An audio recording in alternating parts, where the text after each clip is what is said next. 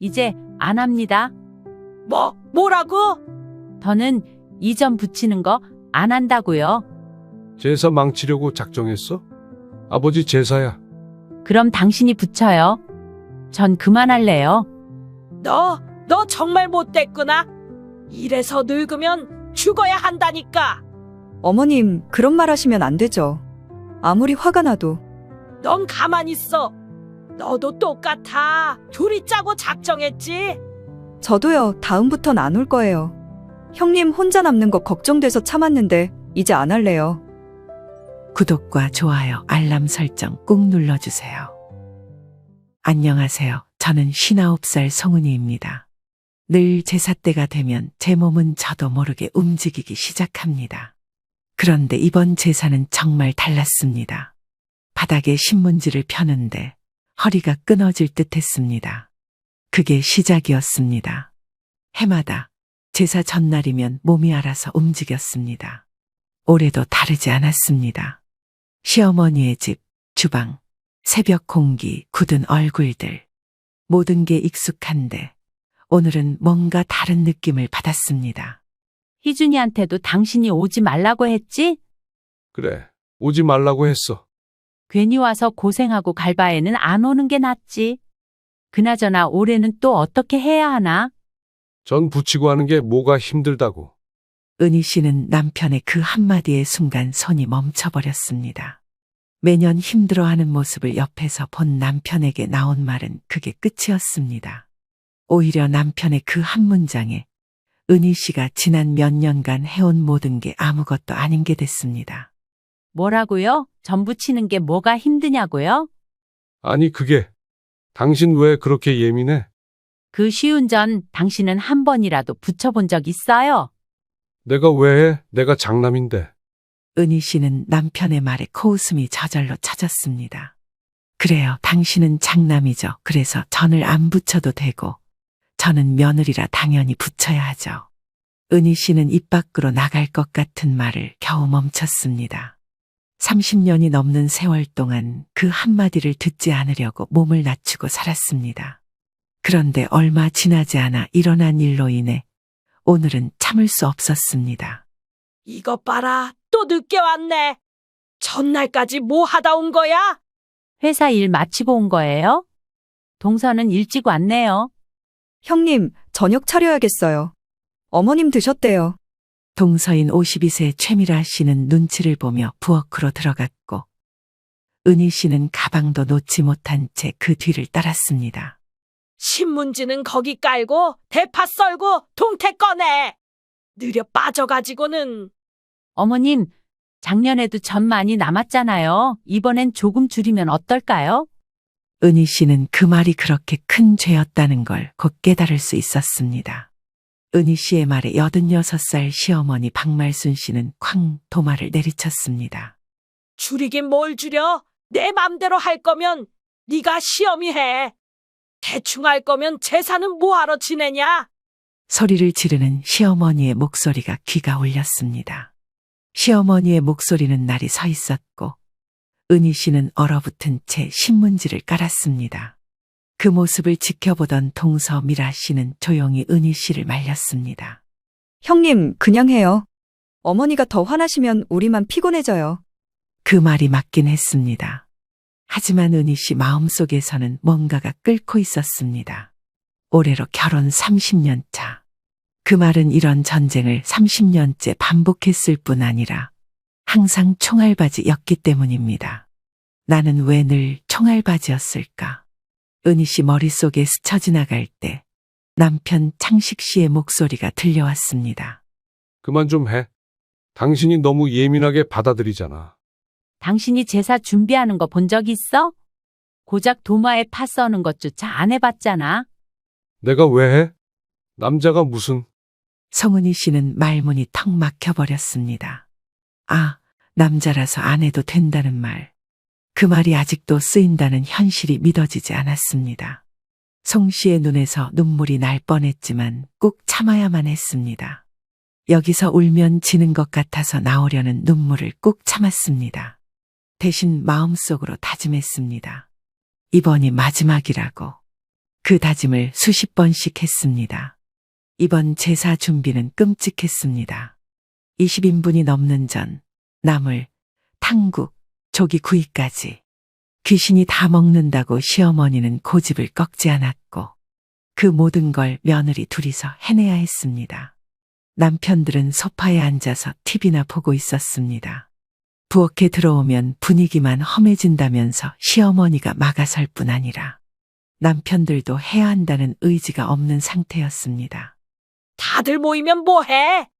일은 내가 다 하잖아. 어휴, 몸종이 둘이라도 있으니 다행이지. 그 말에 숨이 멎는 줄 알았습니다. 그래도 가족이라 생각했는데 이 집에서 송 씨와 동서 최 씨는 며느리가 아니라 몸종이었습니다. 그리고 다음 날 제사 당일 아침 일이 생겼습니다. 송 씨는 4시 반에 일어나서 다시 부엌에 섰습니다. 도마에 쪽파를 올려놓는 순간 시어머니가 또 시작했습니다. 하품은 또 왜 해? 그런 정신머리로 무슨 제사를 지내? 죄송합니다. 정신머리도 없고 요령도 없고 진짜 바보 아니야? 그 순간 손에 들고 있던 쪽파를 탁 도마에 내리쳤습니다. 그만하세요. 어머님, 저는 바보도 아니고 요령 없는 사람도 아닙니다. 시어머니는 놀란 듯 송 씨를 쳐다봤습니다. 하지만 곧 자신이 움찔했다는 것에 기분이 나빴던 건지 송 씨를 향해 언성을 올렸습니다. 뭐, 네가 지금 나한테 대드는 거냐? 전 하나도 못 붙이는 사람한테 매년 이 고생을 하라는 게 더 이상한 거예요. 송 씨의 격한 목소리에 방 안에서 자고 있던 남편이 달려왔습니다. 당신 지금 제사 중에 무슨 소리야? 그게 어머니한테 할 말이야? 그럼 당신은 어머니가 나보고 못생겼다, 못 배웠다 해도 가만히 있을 거야? 남편의 반응을 본 송 씨는 그때 깨달았습니다. 이 싸움은 시어머니가 아니라 남편과의 싸움이라는 걸 말입니다. 그래. 내가 장남이라서 이 집 지키는 게 맞다고 생각했어. 그럼 그 집 당신이 다 지켜요. 저는 이제 제 인생 좀 지킬게요. 송 씨는 그 자리에 있고 싶지 않았기에 그 말을 하고 돌아섰습니다. 다리는 후들거리고 심장은 쿵쾅거렸지만 등은 곧게 폈습니다. 처음으로 목소리를 냈기 때문입니다. 명절과 제사는 해마다 돌아왔습니다. 정확히 말하면 돌아온다는 표현조차 아까웠습니다.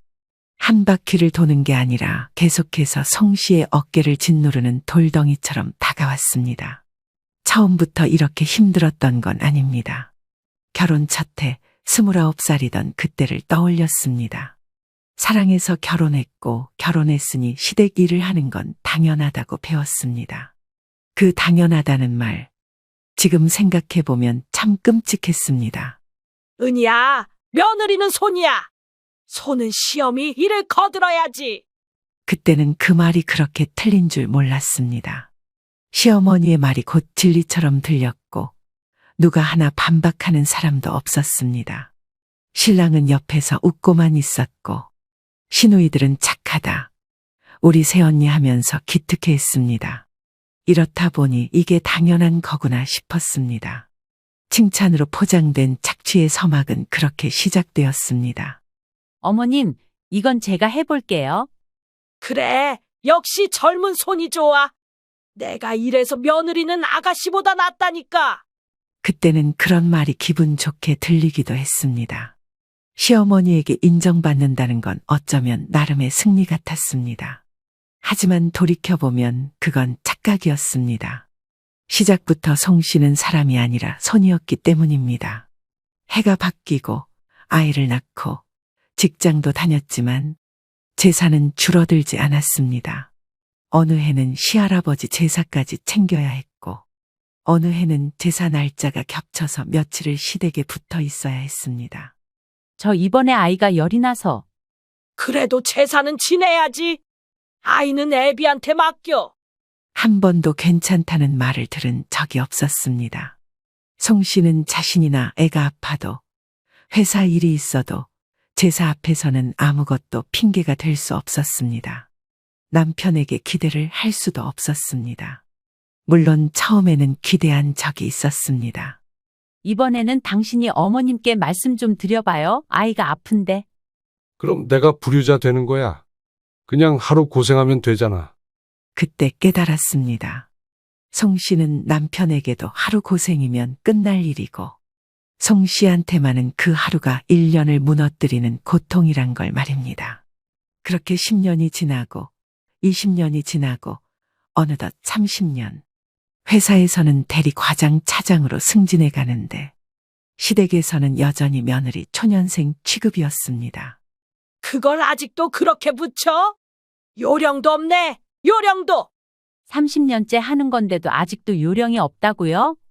송 씨는 자신이 뭐가 그렇게 부족해서 매년 지적을 받아야 했는지 의문이 들었습니다. 요령이 아니라 체력도 마음도 한계에 다다랐다는 걸 아무도 몰랐습니다. 송 씨의 솜씨는 나날이 늘어났기에 시간이 지날수록 제사상은 점점 화려해졌습니다. 세상은 바뀌고 제사 음식을 간소화하는 집도 늘어났지만 송 씨의 집은 반대로 가고 있었습니다. 조상님 앞에서는 간소화 못해라는 말 한마디에 며느리들의 팔뚝만 점점 두꺼워졌습니다. 형님, 갈치전도 해요? 어머님이 어제 말씀하셨잖아. 갈치 없으면 전이 아니라시더라고. 송 씨는 동서에게 말하면서도 정말로 그걸 먹는 귀신이 있다면 가슴속 한을 좀 알아줬으면 좋겠다는 생각까지 들었습니다. 그러던 어느 해 송 씨가 감기에 걸렸을 때도 시어머니는 말씀하셨습니다. 기침은 멈추고 해. 음식에 침 튀면 어쩌려고 그래? 그때도 송 씨는 제사상 앞에서 전을 부쳤습니다. 온몸이 덜덜 떨리고 속이 울렁거리는데도 일을 해야만 했습니다. 그땐 도망칠 수 없다고 믿었기 때문입니다. 그게 가족이라는 착각 때문이었습니다. 이제 와서 생각해보면 가족이라는 말도 참 폭력적이었습니다. 가족이라서 더 참아야 하고 더 희생해야만 했습니다. 근데 정작 가족 중 누구도 절 걱정하진 않았습니다. 이번에도 수고했어. 남편으로부터 들을 수 있는 이 한마디가 전부였습니다. 그 수고에는 어떠한 보상도 진심도 느껴지지 않았습니다. 그냥 매년 반복되는 멘트일 뿐이었습니다. 그리고 지금 송 씨는 그 굴레를 깰 수 있을지도 모른다는 희망을 품게 됐습니다. 동서 미라 씨가 말했습니다. 형님, 저도 이젠 안 갈 거예요. 어머님 보고 저도 깨달았어요. 이건 가족이 아니라 종이더라고요. 그 말에 눈물이 핑 돌았습니다. 송 씨는 혼자가 아니라는 점에서 위로를 받았습니다. 그때 문득 한 가지 생각이 들었습니다. 오래전 송 씨의 아들 희준이가 어릴 때 이렇게 말했습니다. 엄마, 왜 맨날 명절엔 슬퍼 보여? 그때는 웃으며 넘겼지만 이제 그 이유를 알 것 같습니다. 제사라는 굴레는 몸과 마음만 혹사시킨 게 아니라 송 씨의 삶 자체를 갉아먹고 있었던 겁니다. 그날 저녁 제사 끝나고 돌아온 남편은 말이 없었습니다. 평소엔 저녁밥부터 찾는 사람이었는데 오늘은 소파에 눕기 바빴습니다. 남편의 입은 닫혔고 표정은 굳어 있었습니다. 솔직히 말하면 송 씨는도 아무 말 하고 싶지 않았습니다. 몸도 마음도 다 지쳤기 때문입니다. 하지만 그 침묵이 더 답답했습니다. 오늘 당신 좀 너무했어. 뭐가요? 어머님한테 대드는 건 아니지. 다들 놀랐잖아. 전부 치다 말고 쪽파 도마에 내려놨다고요? 남편은 한숨을 쉬며 고개를 저었습니다. 그런 태도는 안 되는 거야. 남편의 그 말 한마디에 속이 확 뒤집혀버리는 기분이 들었습니다. 당신은 한 번이라도 전 붙여봤어요? 남편이 고개를 들더니 어이가 없다는 표정으로 송 씨를 봤습니다. 내가 왜 전을 붙여? 이제 대화가 의미 없다는 걸 알았습니다. 왜 전을 붙이냐는 그 말에 모든 게 담겨 있었습니다. 그 사람한텐 이 일이 노동이 아니라 그냥 관습 정도였던 거였습니다. 그 쉬운 전이라고요? 한 번이라도 붙여봤어요? 팔에 기름 튀고 허리는 끊어질 것 같고 손목은 아픈 그 전을요? 남편으로부터 더 이상 말이 나오지 않았고 눈을 마주치지도 않았습니다. 그저 TV를 켜고 채널을 돌리기 시작했습니다. TV 소리가 귀에 박혔습니다. 드라마 속 며느리는 시어머니에게 절을 하고 남편은 옆에서 웃고 있었습니다. 현실과는 다른 모습의 현실감이 전혀 느껴지지 않았습니다. 당신 엄마 나한테 뭐라고 하셨는지 알아요? 또 그 얘기야? 못생겼다, 못 배웠다, 자식도 못 가르쳤다. 들어도 되는 말이에요? 남편 김 씨는 답하지 않았습니다. 송 씨는 부엌으로 들어가 물을 마셨습니다. 그리고 다시 거실로 나와 남편 앞에 섰습니다. 난 더는 못 참겠어요. 당신이 엄마 편을 드는 건 알겠는데 적어도 나를 무시하지 말아야죠. 무시? 내가 언제 무시했어? 그 말에 웃음이 났습니다. 아무것도 안 하는 게 곧 무시라는 걸. 이 사람은 끝까지 모르는구나 싶었습니다. 밤이 깊어졌고 남편 김 씨는 코를 골며 잠들었습니다. 하지만 송 씨는 머릿속이 복잡해져서 잠들 수 없었습니다. 침대 옆 탁자에 놓인 휴대폰을 들고 사진첩을 열었습니다. 전 부치는 사진, 상 차리는 사진, 땀에 젖은 앞치마. 아들이 찍어주었던 사진들을 보며 속으로 중얼거렸습니다. 이게 사람 대접이냐고. 다음 날 아침 남편은 평소처럼 출근 준비를 했습니다. 송 씨는 조용히 식탁에 앉아 있었습니다. 오늘 뭐해? 장 보러 가? 아니요, 그냥 쉴 거예요. 왜? 무슨 일 있어? 남편 김 씨는 눈치를 챘나 봅니다. 하지만 아직도 무슨 문제인지 정확히 모르는 눈치였습니다. 이 사람은 항상 그랬기에 송 씨는 그렇거니 생각했습니다. 그동안 제사 준비하느라 명절 지나고 나면 늘 알아놓았어요. 그건 알았어요? 남편 김 씨는 대답 대신 커피잔을 들었습니다. 그 행동이 참 웃겼습니다. 대답은 못하면서 듣고 있다는 제스처는 꼭 했습니다. 하지만 그 이상 취해지는 행동이나 말은 없었습니다. 그날 저녁 아들 김 씨와 통화했습니다. 엄마, 명절 잘 보냈어? 얼굴 보러 갈게. 그래, 올 때 그냥 손만 들고 와. 엄마 요즘 아무것도 안 하고 싶어. 송 씨의 싸늘한 반응에 아들 김 씨도 뭔가 느꼈나 봅니다.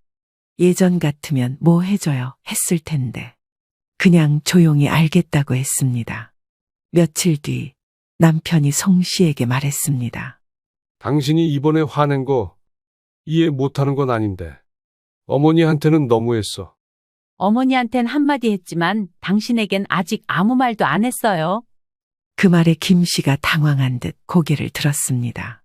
난 제사 문제로 화난 게 아니라 당신이 매번 아무것도 안 하고 그걸 당연하게 생각해서 더 화가 났어요.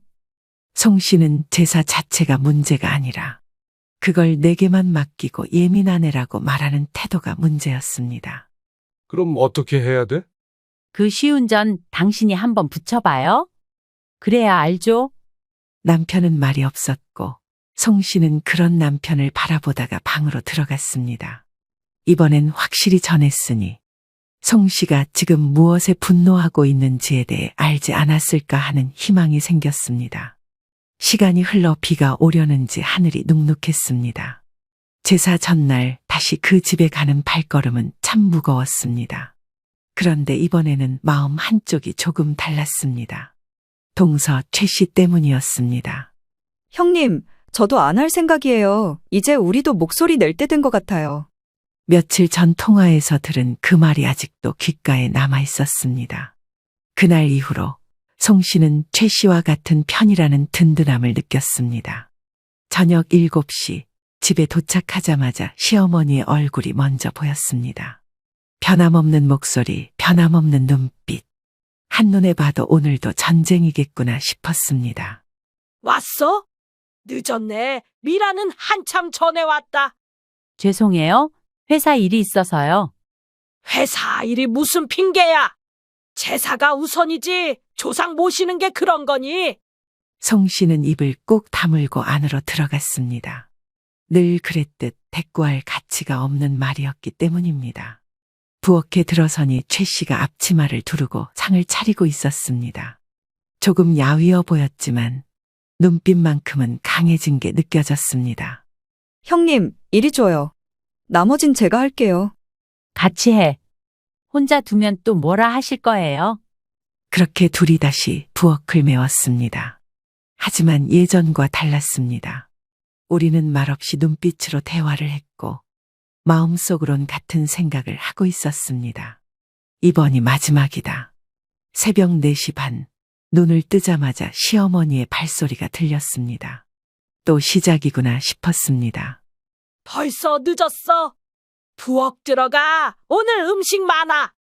예, 부엌에 들어가자 최 씨가 먼저 감자를 깎고 있었고 송 씨는 전을 준비했습니다. 기름이 튀는 소리와 시어머니의 잔소리는 여전히 날카로웠습니다. 하품하지 마. 정신 차려. 그딴 식으로 해서 언제 다 하겠니? 네, 어머님. 최 씨는 조용히 대답했지만 손놀림은 단호했습니다. 송 씨도 묵묵히 전을 부치며 머릿속으로 생각했습니다. 지금 이 모습 다 녹화하고 싶다. 한참 전을 부치던 중 시어머니가 다가왔습니다. 전이 너무 두껍잖아. 이래서 요령이 없다는 거야. 어머님, 이 정도가 딱 먹기 좋아요. 얇으면 다 찢어져요.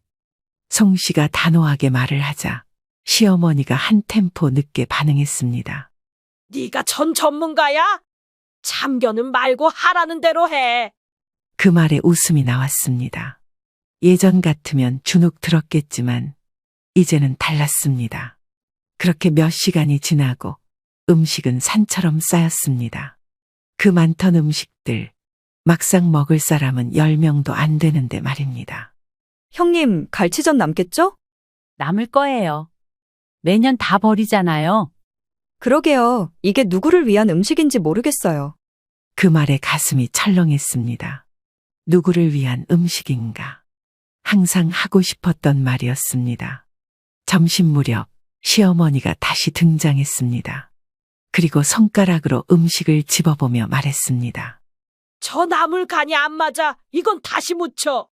예, 하지만 송 씨는 목소리를 숨기지 않기로 했습니다. 조용하지만 딱딱하게 감정을 절제한 채 말했습니다. 이건 순종이 아니라 지침이었습니다. 식탁에 음식을 올려놓고 나자 남편과 시동생들이 하나 둘 내려왔습니다. 그 사람들 손엔 스마트폰과 물티슈 뿐이었습니다. 수고했어. 그 말 한마디에 화가 났습니다. 또 수고했다고. 고작 그 말이 전부야. 송 씨는 순간 화가 날 뻔했습니다. 한 번이라도 전 붙여본 적 있냐고요? 김 씨는 멈칫하더니 눈치를 봤습니다. 시어머니도 송 씨를 노려봤습니다. 또 시작이네. 또 시작이야. 어디서 말대답이야. 어머님, 너무하신 거 아니에요? 형님 말씀도 좀 들으셔야죠. 그 순간 최 씨가 말문을 열었습니다. 최 씨가 송 씨의 편을 들자 거실이 조용해졌습니다. 네가 뭘 안다고 그래? 시댁살이 해본 지 얼마나 됐다고? 저도 20년 넘게 했습니다. 이제는 말할 자격도 생겼겠죠. 그 말이 얼마나 통쾌했는지 몰랐습니다. 그동안 아무 말 못하고 있던 최 씨가 드디어 말하기 시작했습니다. 그 한마디에 송 씨도 힘을 얻었습니다. 우리는 가족이 아니라 노동력이었어요. 이게 무슨 가족이에요? 남편은 고개를 돌렸고 시동생은 일어났습니다. 시어머니만 남아 발을 동동 굴렀습니다. 이제 제사도 못 지내겠네. 며느리들이 저러니 조상이 노하셔. 그 소리가 참 가소로웠습니다.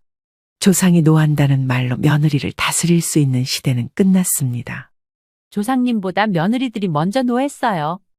그날 밤 송 씨는 최 씨를 불러다가 맥주를 한 캔씩 마셨습니다. 숨죽여 살던 시간이 떠오르며 눈물이 났습니다. 형님, 저도 이젠 안 참아요. 다음 제사 땐 저도 집에 있을 거예요. 우리 둘 다 안 가요. 진짜예요. 송 씨는 최 씨와 그렇게 손을 맞잡았습니다. 진심으로 같은 생각을 하는 사람이 옆에 있다는 게 얼마나 큰 위로인지 처음 느꼈습니다. 제사 당일, 몸보다 마음이 더 무거웠습니다. 오늘은 뭔가 다를 거라는 예감 때문이었습니다. 불안이라기보다는 이제 정말 끝낼 때가 됐다는 감각이었습니다. 자, 얼른 전부터 붙여. 오늘 갈치전이랑 고추전도 해야 해. 어머님, 고추전은 작년에도 너무 많이 남아서. 남으면 버리면 되지. 귀신이 먹는 거야, 귀신이. 그 말이 너무 기가 막혀서 말문이 막혔습니다. 귀신이 먹는 전을 부치느라 며느리들은 귀신이 되어 가고 있었습니다. 기름 팬 앞에 선 지 3시간이 지났을 무렵 허리가 끊어질 듯 했습니다. 최 씨도 진이 빠진 듯 말없이 손을 놀렸습니다. 근데 그때였습니다. 시어머니가 기름 묻은 손으로 전을 툭 집어 드시더니 말했습니다. 이게 뭐야? 자, 먹지도 못하게 만들었네. 음식에 정성이 없으니 이런 거지. 그 말의 순간 머리가 멍해졌습니다. 정성이 없다고요.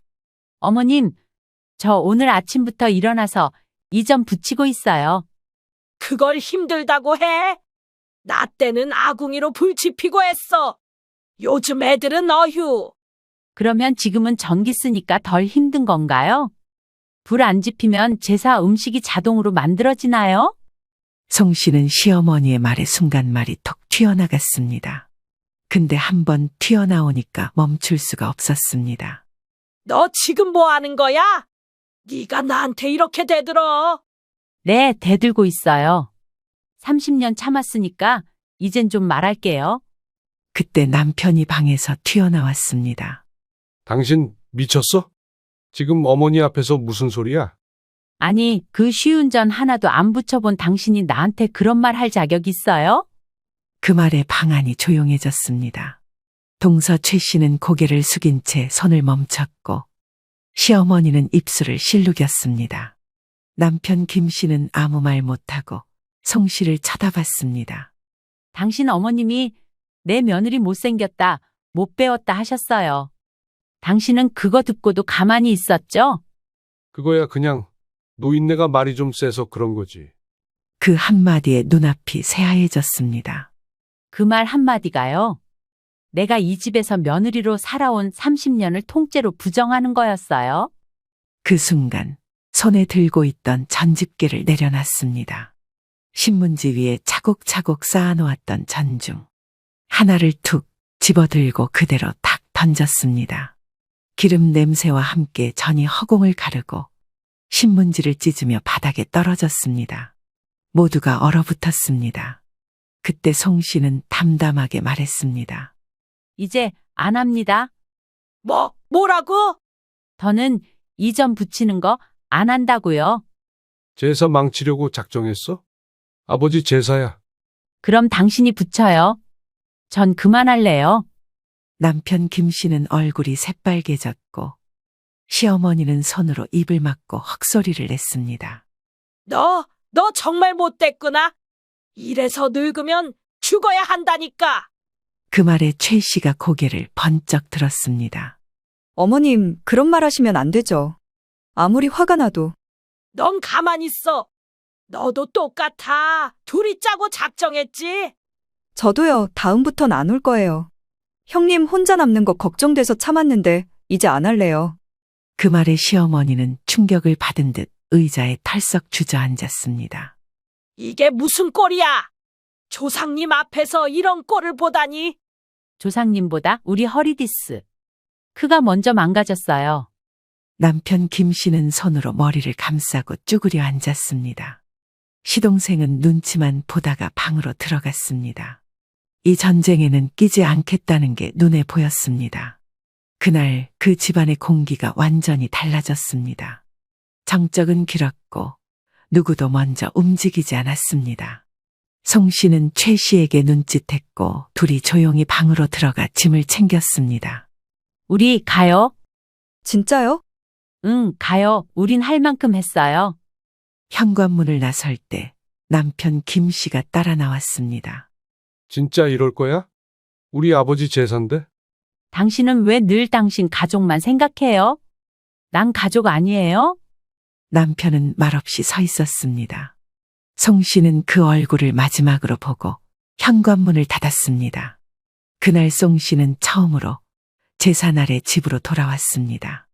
거실에 앉아 조용히 커피를 마셨고 마음속 깊은 곳에서 이상한 평화가 밀려왔습니다.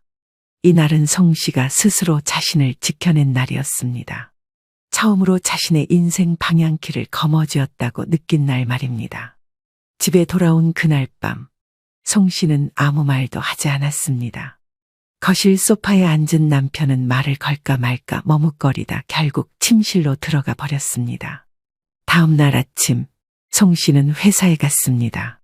누가 보면 아무 일도 없었던 것처럼 보였을 겁니다. 하지만 송 씨 마음속에선 거대한 지각 변동이 일어나고 있었습니다.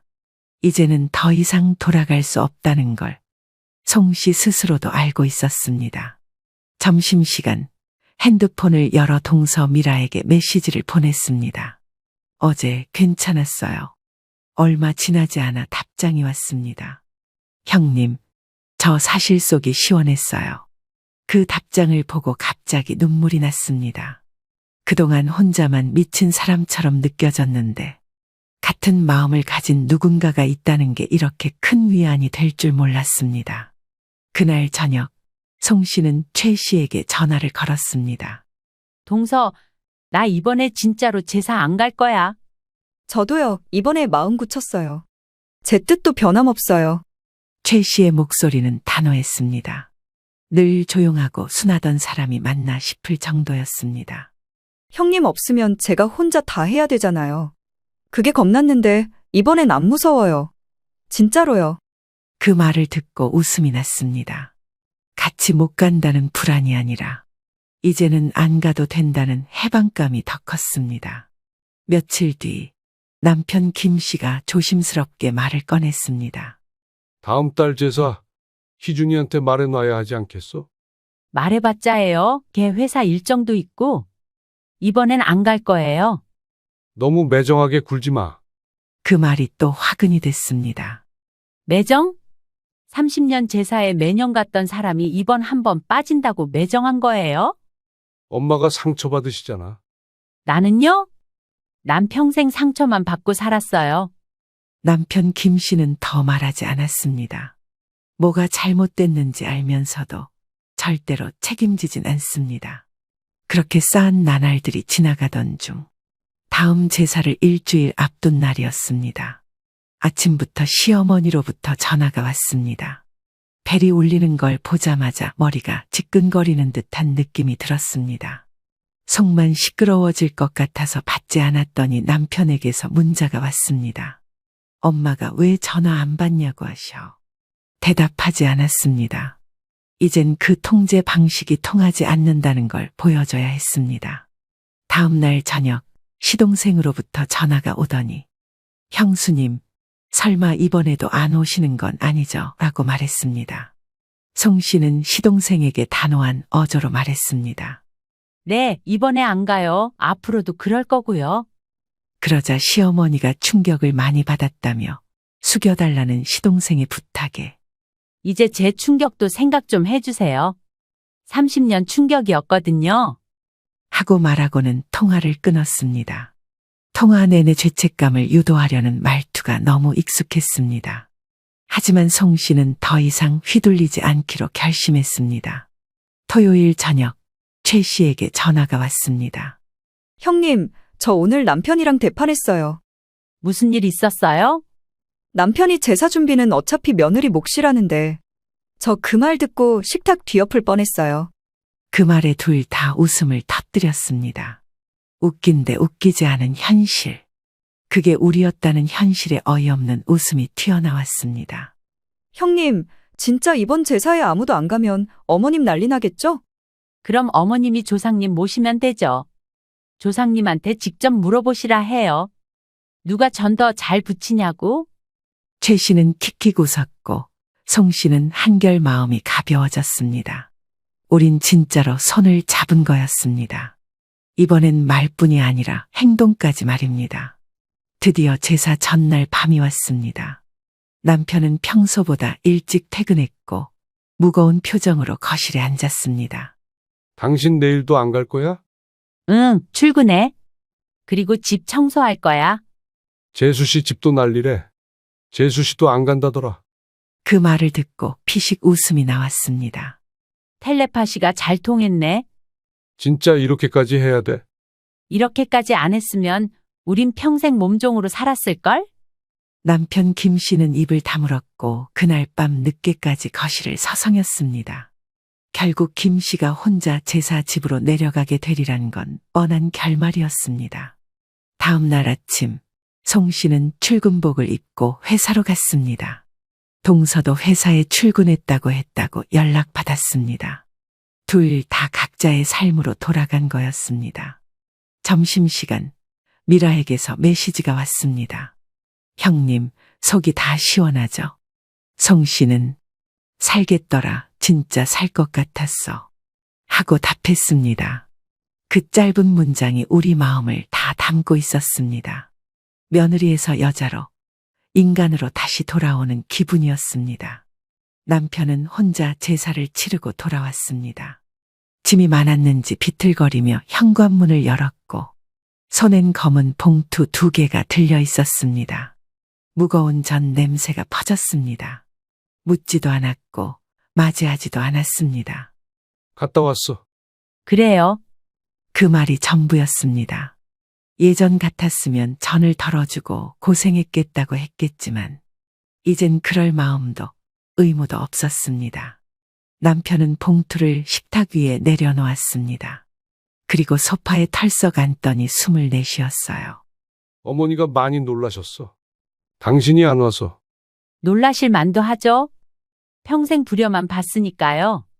남편은 눈치를 보더니 조심스럽게 말을 이어갔습니다. 그래도 가족인데 좀 더 부드럽게 말하면 좋잖아. 그 말에 웃음이 나왔습니다. 부드럽게요. 그럼 30년 동안 들은 험한 말들은요. 머릿속에는 낯선 말들이 떠올랐지만 한 번은 참았습니다. 그럼 어머님이 날 바보라 부르고 못생겼다고 할 땐 뭐라 하셨어요? 노인네가 좀 거칠어서 그런 거지. 거칠다는 게 사람 인격을 짓밟는 거예요. 남편 김 씨는 말문이 막힌 듯 고개를 숙였습니다. 이 사람은 평생 이런 식이었으니 말입니다. 이도 저도 못하고 결국 아무 말 안 하는 걸로 모든 걸 모면했습니다. 나는 사람 대접 한번 받아보고 싶었어요.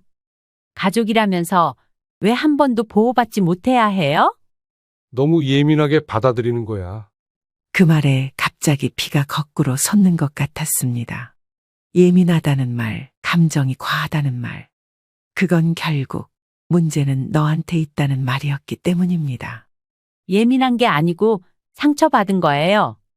30년을 당하면서도 아무 말 안 했던 사람이 드디어 말한 건데 그걸 예민하다 해요? 너무 크게 만들지 말자. 우리 아들 결혼도 앞두고 있고. 그 순간 머리가 띵했습니다. 가족이 흔들리는 것보다 주변의 시선이 더 중요한 거였구나 싶었습니다. 당신 엄마랑 사는 게 편하죠? 남편이 눈을 동그랗게 뜨고 송 씨를 바라봤습니다. 뭐? 그냥 엄마랑 같이 사세요. 저는 이제 당신이랑 못 살겠어요. 남편은 아무 말도 못했습니다. 그 표정을 지금도 잊을 수 없었습니다. 자기가 잘못한 게 뭔지도 모르겠다는 그 당혹감이 보였습니다. 어떻게 이게 이혼까지 가냐는 그 억울함. 지금 그게 무슨 소리야? 그냥 제사 한 번 안 간 것 가지고. 제사 때문이 아니에요. 당신이 날 존중하지 않아서예요. 내가 뭘 안 했다고 그래? 생활비 대고 가족 챙기고. 가족은 당신 엄마 말고 나랑 아들이잖아요. 근데 당신은 항상 엄마만 챙겼어요. 그 말에 남편은 아무 말도 하지 못했습니다. 그리고 송 씨는 계속 말했습니다. 당신은 내가 그렇게 고생할 때도 몰랐죠? 명절마다 허리 아파서 물리치료 다니고 명절 끝나면 독감으로 누웠던 거. 그건 몰랐지. 말 안 했잖아. 그 말에 헛웃음이 났습니다. 말하면 뭐해요? 그때도 예민하다 했을 거잖아요. 그날 밤 남편은 말없이 소파에서 잠들었고 송 씨는 침실 문을 잠갔습니다. 처음으로 정말로 이 집과 이 사람에게서 마음이 멀어진 날이었습니다. 다음 날 아침 이혼에 대해 검색했습니다. 재산 분할, 책임 사유, 이혼 사유 정리. 이혼이 현실로 다가왔고 두려움보다 해방감이 더 컸습니다. 송 씨는 마음의 결정을 내린 후 동서 최 씨에게 전화를 걸었습니다. 동서, 나 이혼할 생각이야. 형님, 정말요? 응, 더는 안 되겠어. 이 사람은 내가 없으면 안 될 줄 알더라. 형님, 저도 사실 요즘 그런 생각했어요. 나도 이제 내 인생 좀 살아야겠다 싶어서. 송 씨는 전화기를 내려놓고 거울을 봤습니다. 눈가의 주름은 깊어졌지만 표정은 오히려 밝아졌습니다. 비로소 나를 나답게 만들어가는 기분이 들었기 때문입니다. 결정은 생각보다 조용히 내려졌습니다.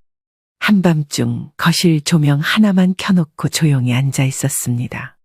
남편은 자고 있었고 시어머니는 모를 일이었습니다. 송 씨는 핸드폰을 켜고 이혼 변호사 상담이라고 검색했습니다. 그리고 다음 날 점심시간에 처음으로 상담 전화를 걸었습니다. 목소리를 내는 건 어렵지 않았습니다. 이미 마음은 오래전부터 정해져 있었습니다. 변호사는 차분하게 물었고 송 씨는 조목조목 대답했습니다. 30년간 쌓아온 억압의 내역을 그렇게 열거하게 될 줄은 몰랐습니다. 그날 저녁 송 씨는 남편에게 말했습니다. 나 이혼할 거예요. 다음 주 변호사랑 상담 있어요. 남편 김 씨의 얼굴이 순간 얼어붙은 것 같았습니다. 그게 무슨 말이야? 그냥 잠깐 감정 상한 거 아니었어? 아니에요. 그동안 감정만 상한 줄 알았는데 삶 전체가 무너졌다는 걸 이제야 알았어요. 남편 김 씨는 손을 머리에 얹고 고개를 저었습니다. 지금 와서 이혼이라니 당신 정말 너무하잖아. 나는 지금까지 너무 안 해서 이러는 거예요. 이제라도 나를 좀 해보려고요. 그날 밤 남편 김 씨는 잠을 못 이뤘는지 계속 뒤척였습니다. 침실에 들어오지도 못하고 거실에 앉아 혼잣말을 하다 잠들었습니다. 이튿날 시어머니에게 연락이 갔는지 전화가 걸려왔습니다. 받지 않았더니 문자 한 통이 날라왔습니다. 너 미쳤니? 네가 뭔데 우리 아들을 버려? 말끝마다 욕설이 붙어 있었습니다. 남편 김 씨는 점점 다급해졌습니다. 말투가 달라졌고 표정도 초조해졌습니다. 지금 이혼하면 엄마는 어떻게 해? 우리 아들 결혼도 고진데 체면이 말이 아니잖아. 당신은 마지막까지도 남 체면부터 걱정하네요. 그럼 넌 어떻게 살 건데? 이 나이에 혼자 살 수 있다고 생각해? 그 말에 피식 웃음이 났습니다. 나 혼자 사는 거 무섭지 않아요. 당신이랑 사는 게 더 무서웠어요. 며칠 뒤 시어머니가 집에 찾아왔습니다. 초인종을 5번쯤 누르고 문을 두드리며 외쳤습니다. 은희야, 문 열어. 내가 며느리로 받아줬으면 고마운 줄 알아야지.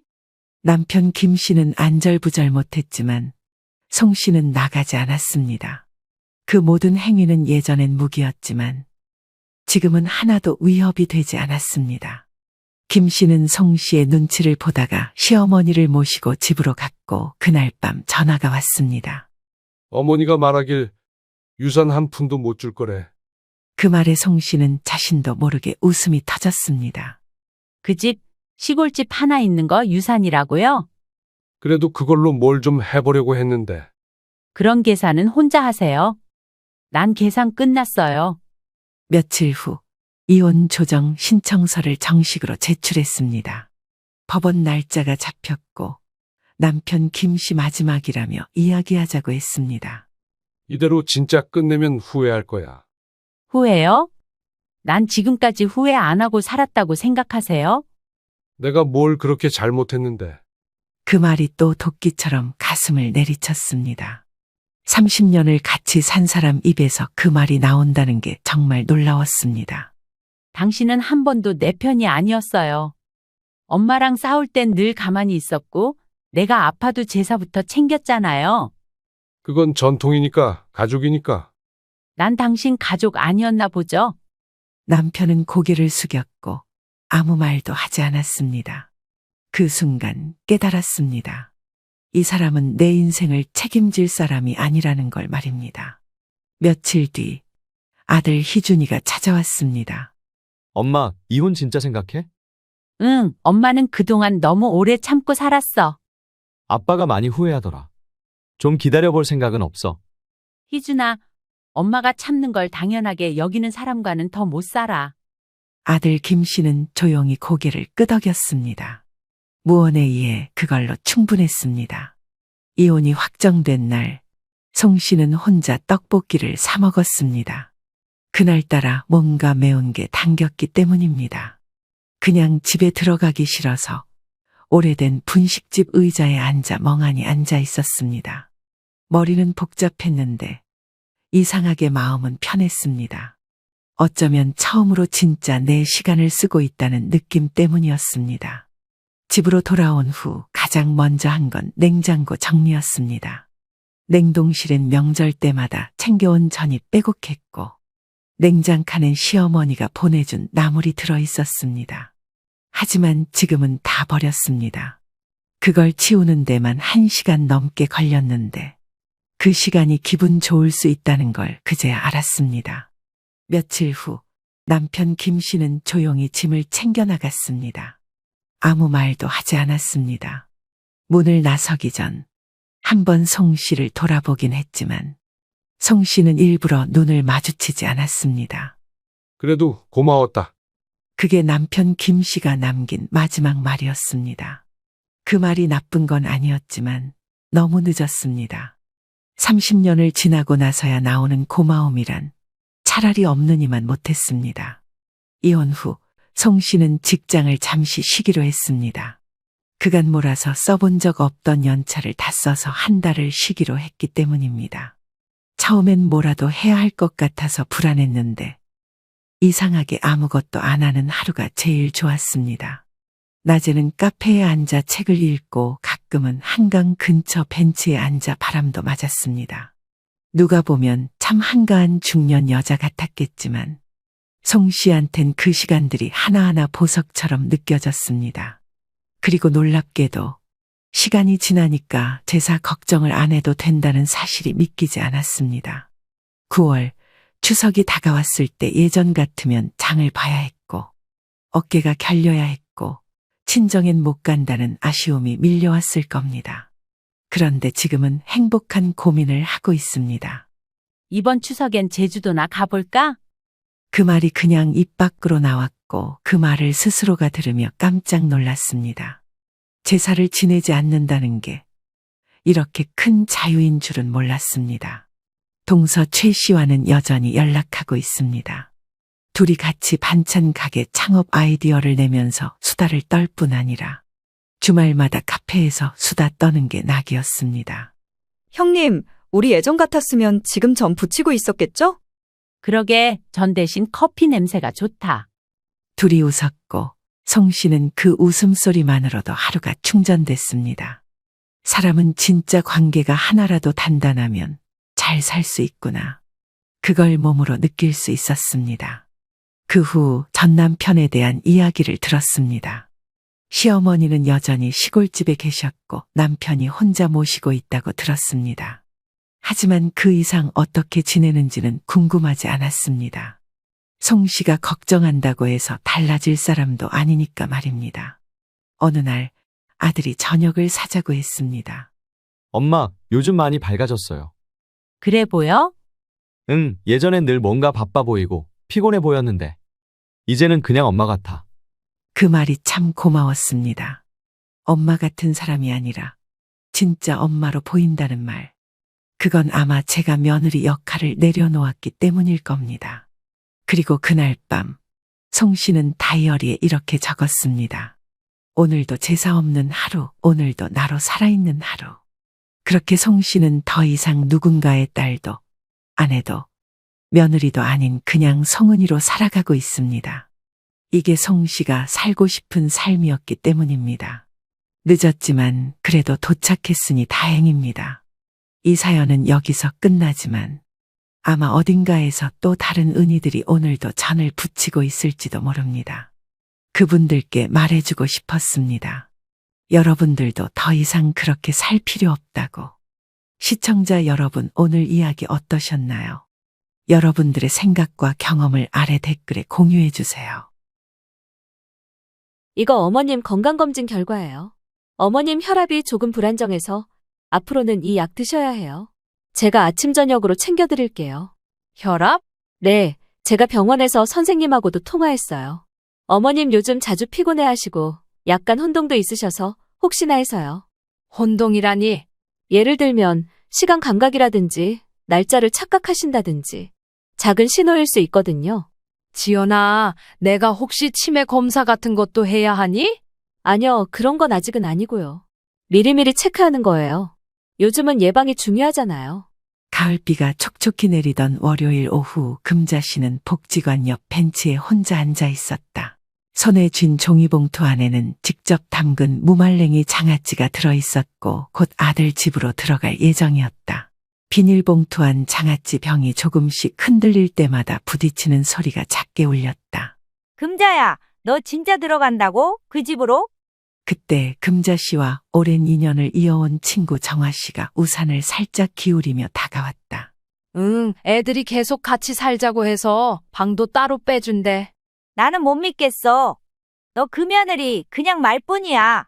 전에 너 없을 때 복지관에서 나한테 무슨 말을 했는지 알아? 금자 씨는 시선을 피했다. 정화야, 그래도 가족이야.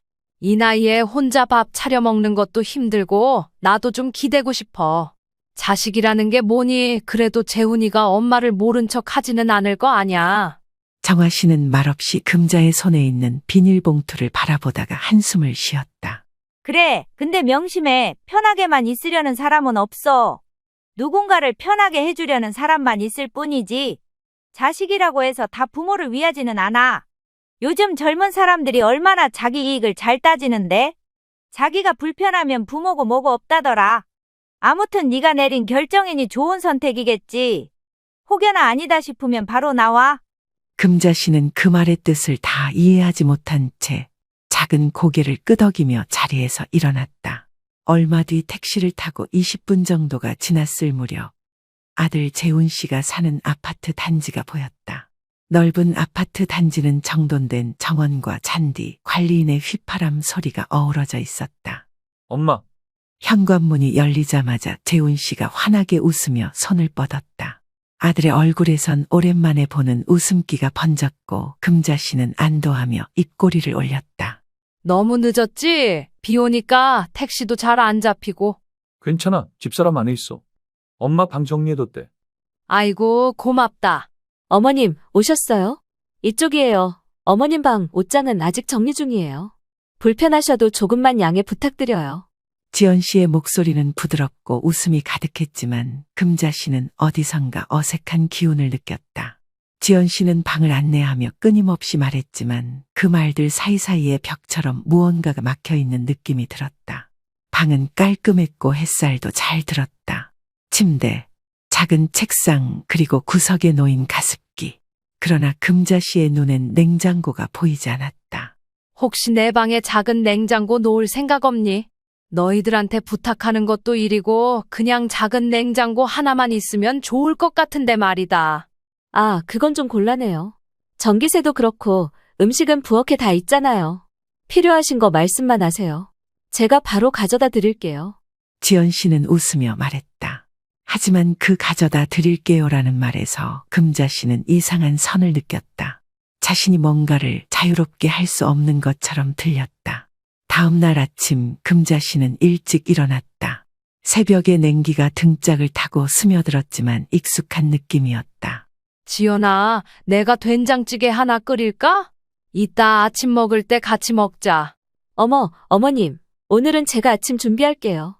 어머님은 그냥 쉬세요. 그냥 같이 하자. 나 이런 거 좋아하잖아. 아니에요. 어머님께서 하시면 기름이 너무 돌아서 청소가 힘들어요. 오늘은 생선 굽는 날이기도 하고. 지연 씨는 여전히 웃고 있었지만 그 웃음은 눈가까지 닿지 않았다.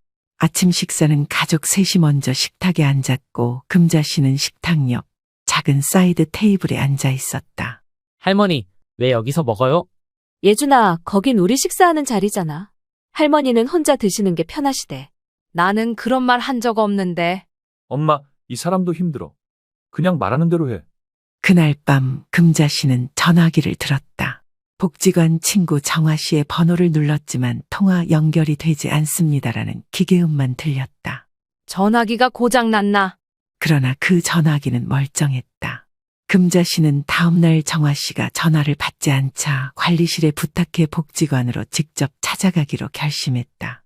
복지관 앞 벤치에 앉아있던 정화 씨는 금자의 모습을 보자 벌떡 일어섰다. 너 무슨 일 있어? 나 부엌도 못 들어가.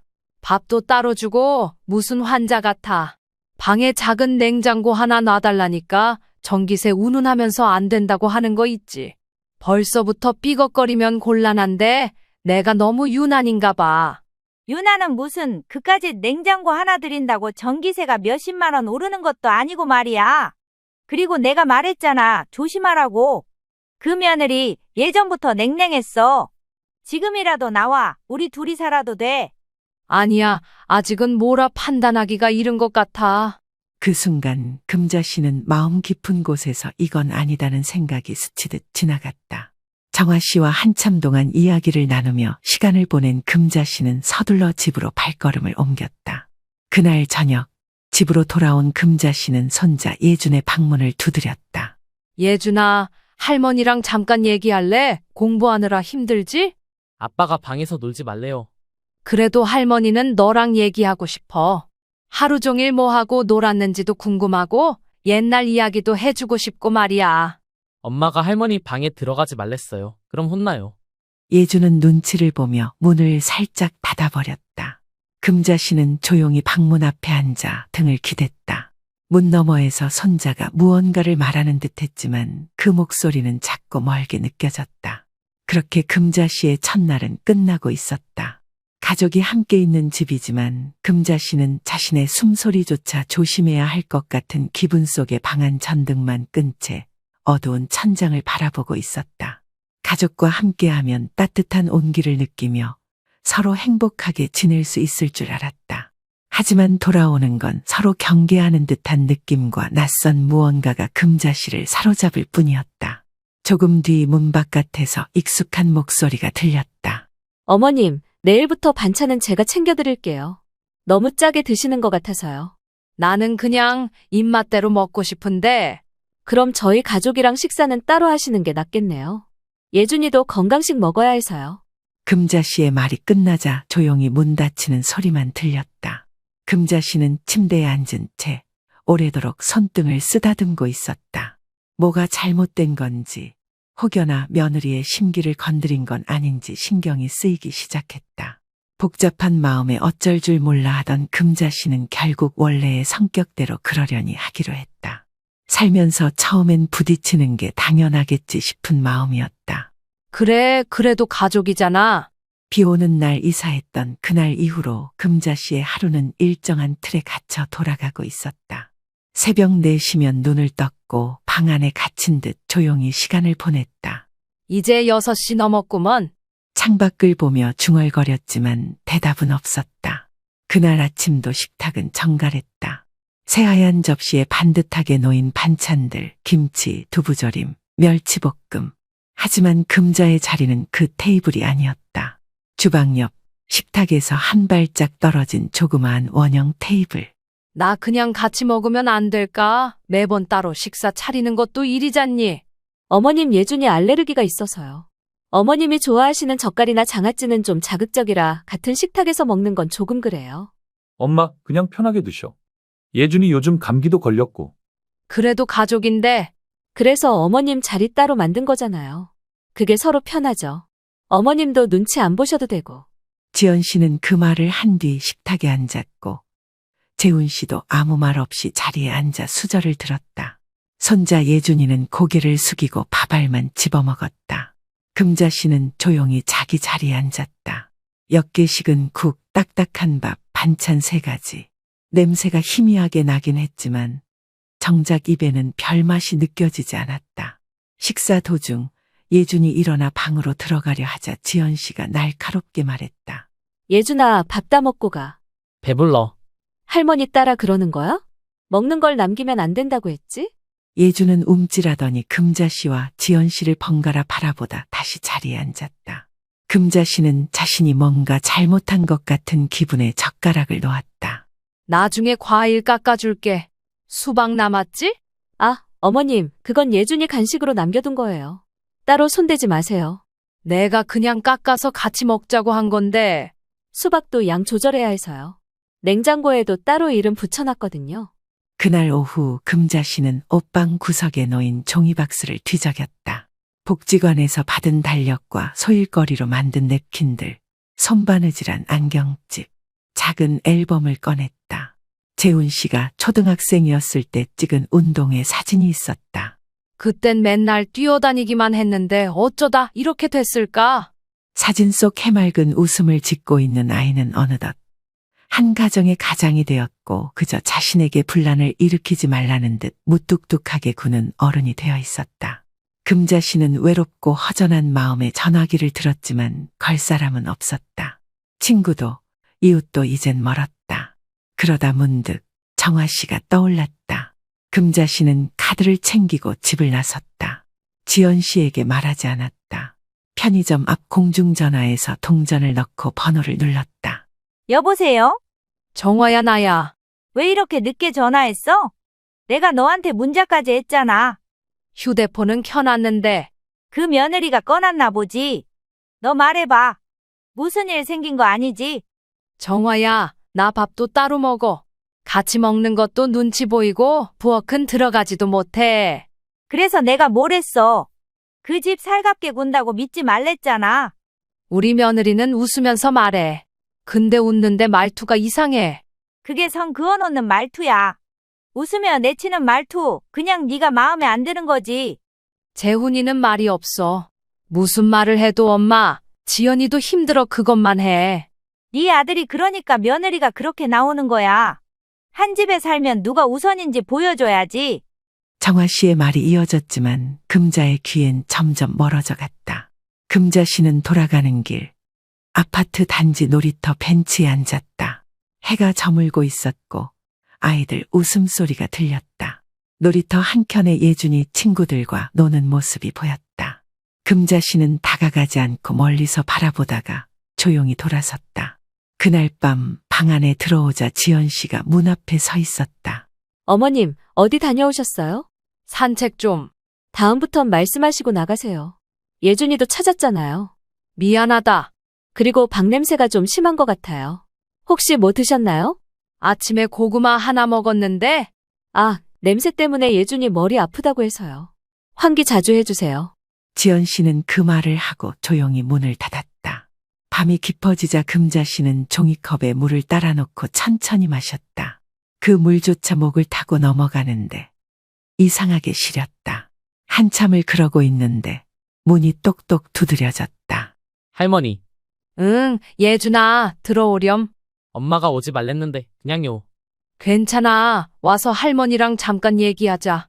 예주는 조심스레 방으로 들어왔다. 작고 말라붙은 얼굴이 낯설었다. 오늘 학교 어땠어? 숙제 많아요. 할머니가 도와줄까? 괜찮아요. 그럼 수박 먹을래? 엄마가 먹지 말랬어요. 예주는 그 말을 끝으로 자리에서 일어났다. 방을 나서며 한번 돌아보더니 조용히 문을 닫았다. 금자 씨는 그 등 뒤를 오래 바라보다 조용히 불을 껐다. 어둠 속에서 자신도 모르게 중얼거렸다. 나는 왜 여기 있지? 그날 아침 주방에선 조용히 커피 내리는 소리만 들리고 있었다. 지연 씨는 앞치마를 두르고 분주하게 움직이고 있었고 금자 씨는 작은 탁자 앞에 앉아 조용히 손을 모으고 있었다. 지연아, 커피향 좋구나. 어머님 것도 타드릴까요?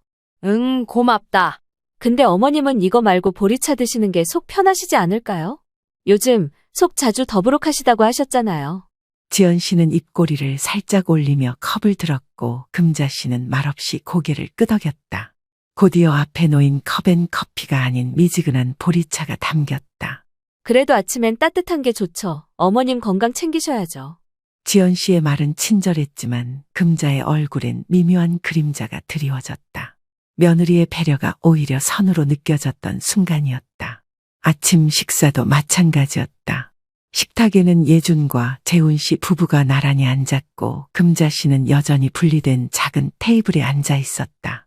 어찌 보면 한 집에 사는 식구인데도 불구하고 겸상을 하지 않는 이 상황이 이해가 되지 않았다.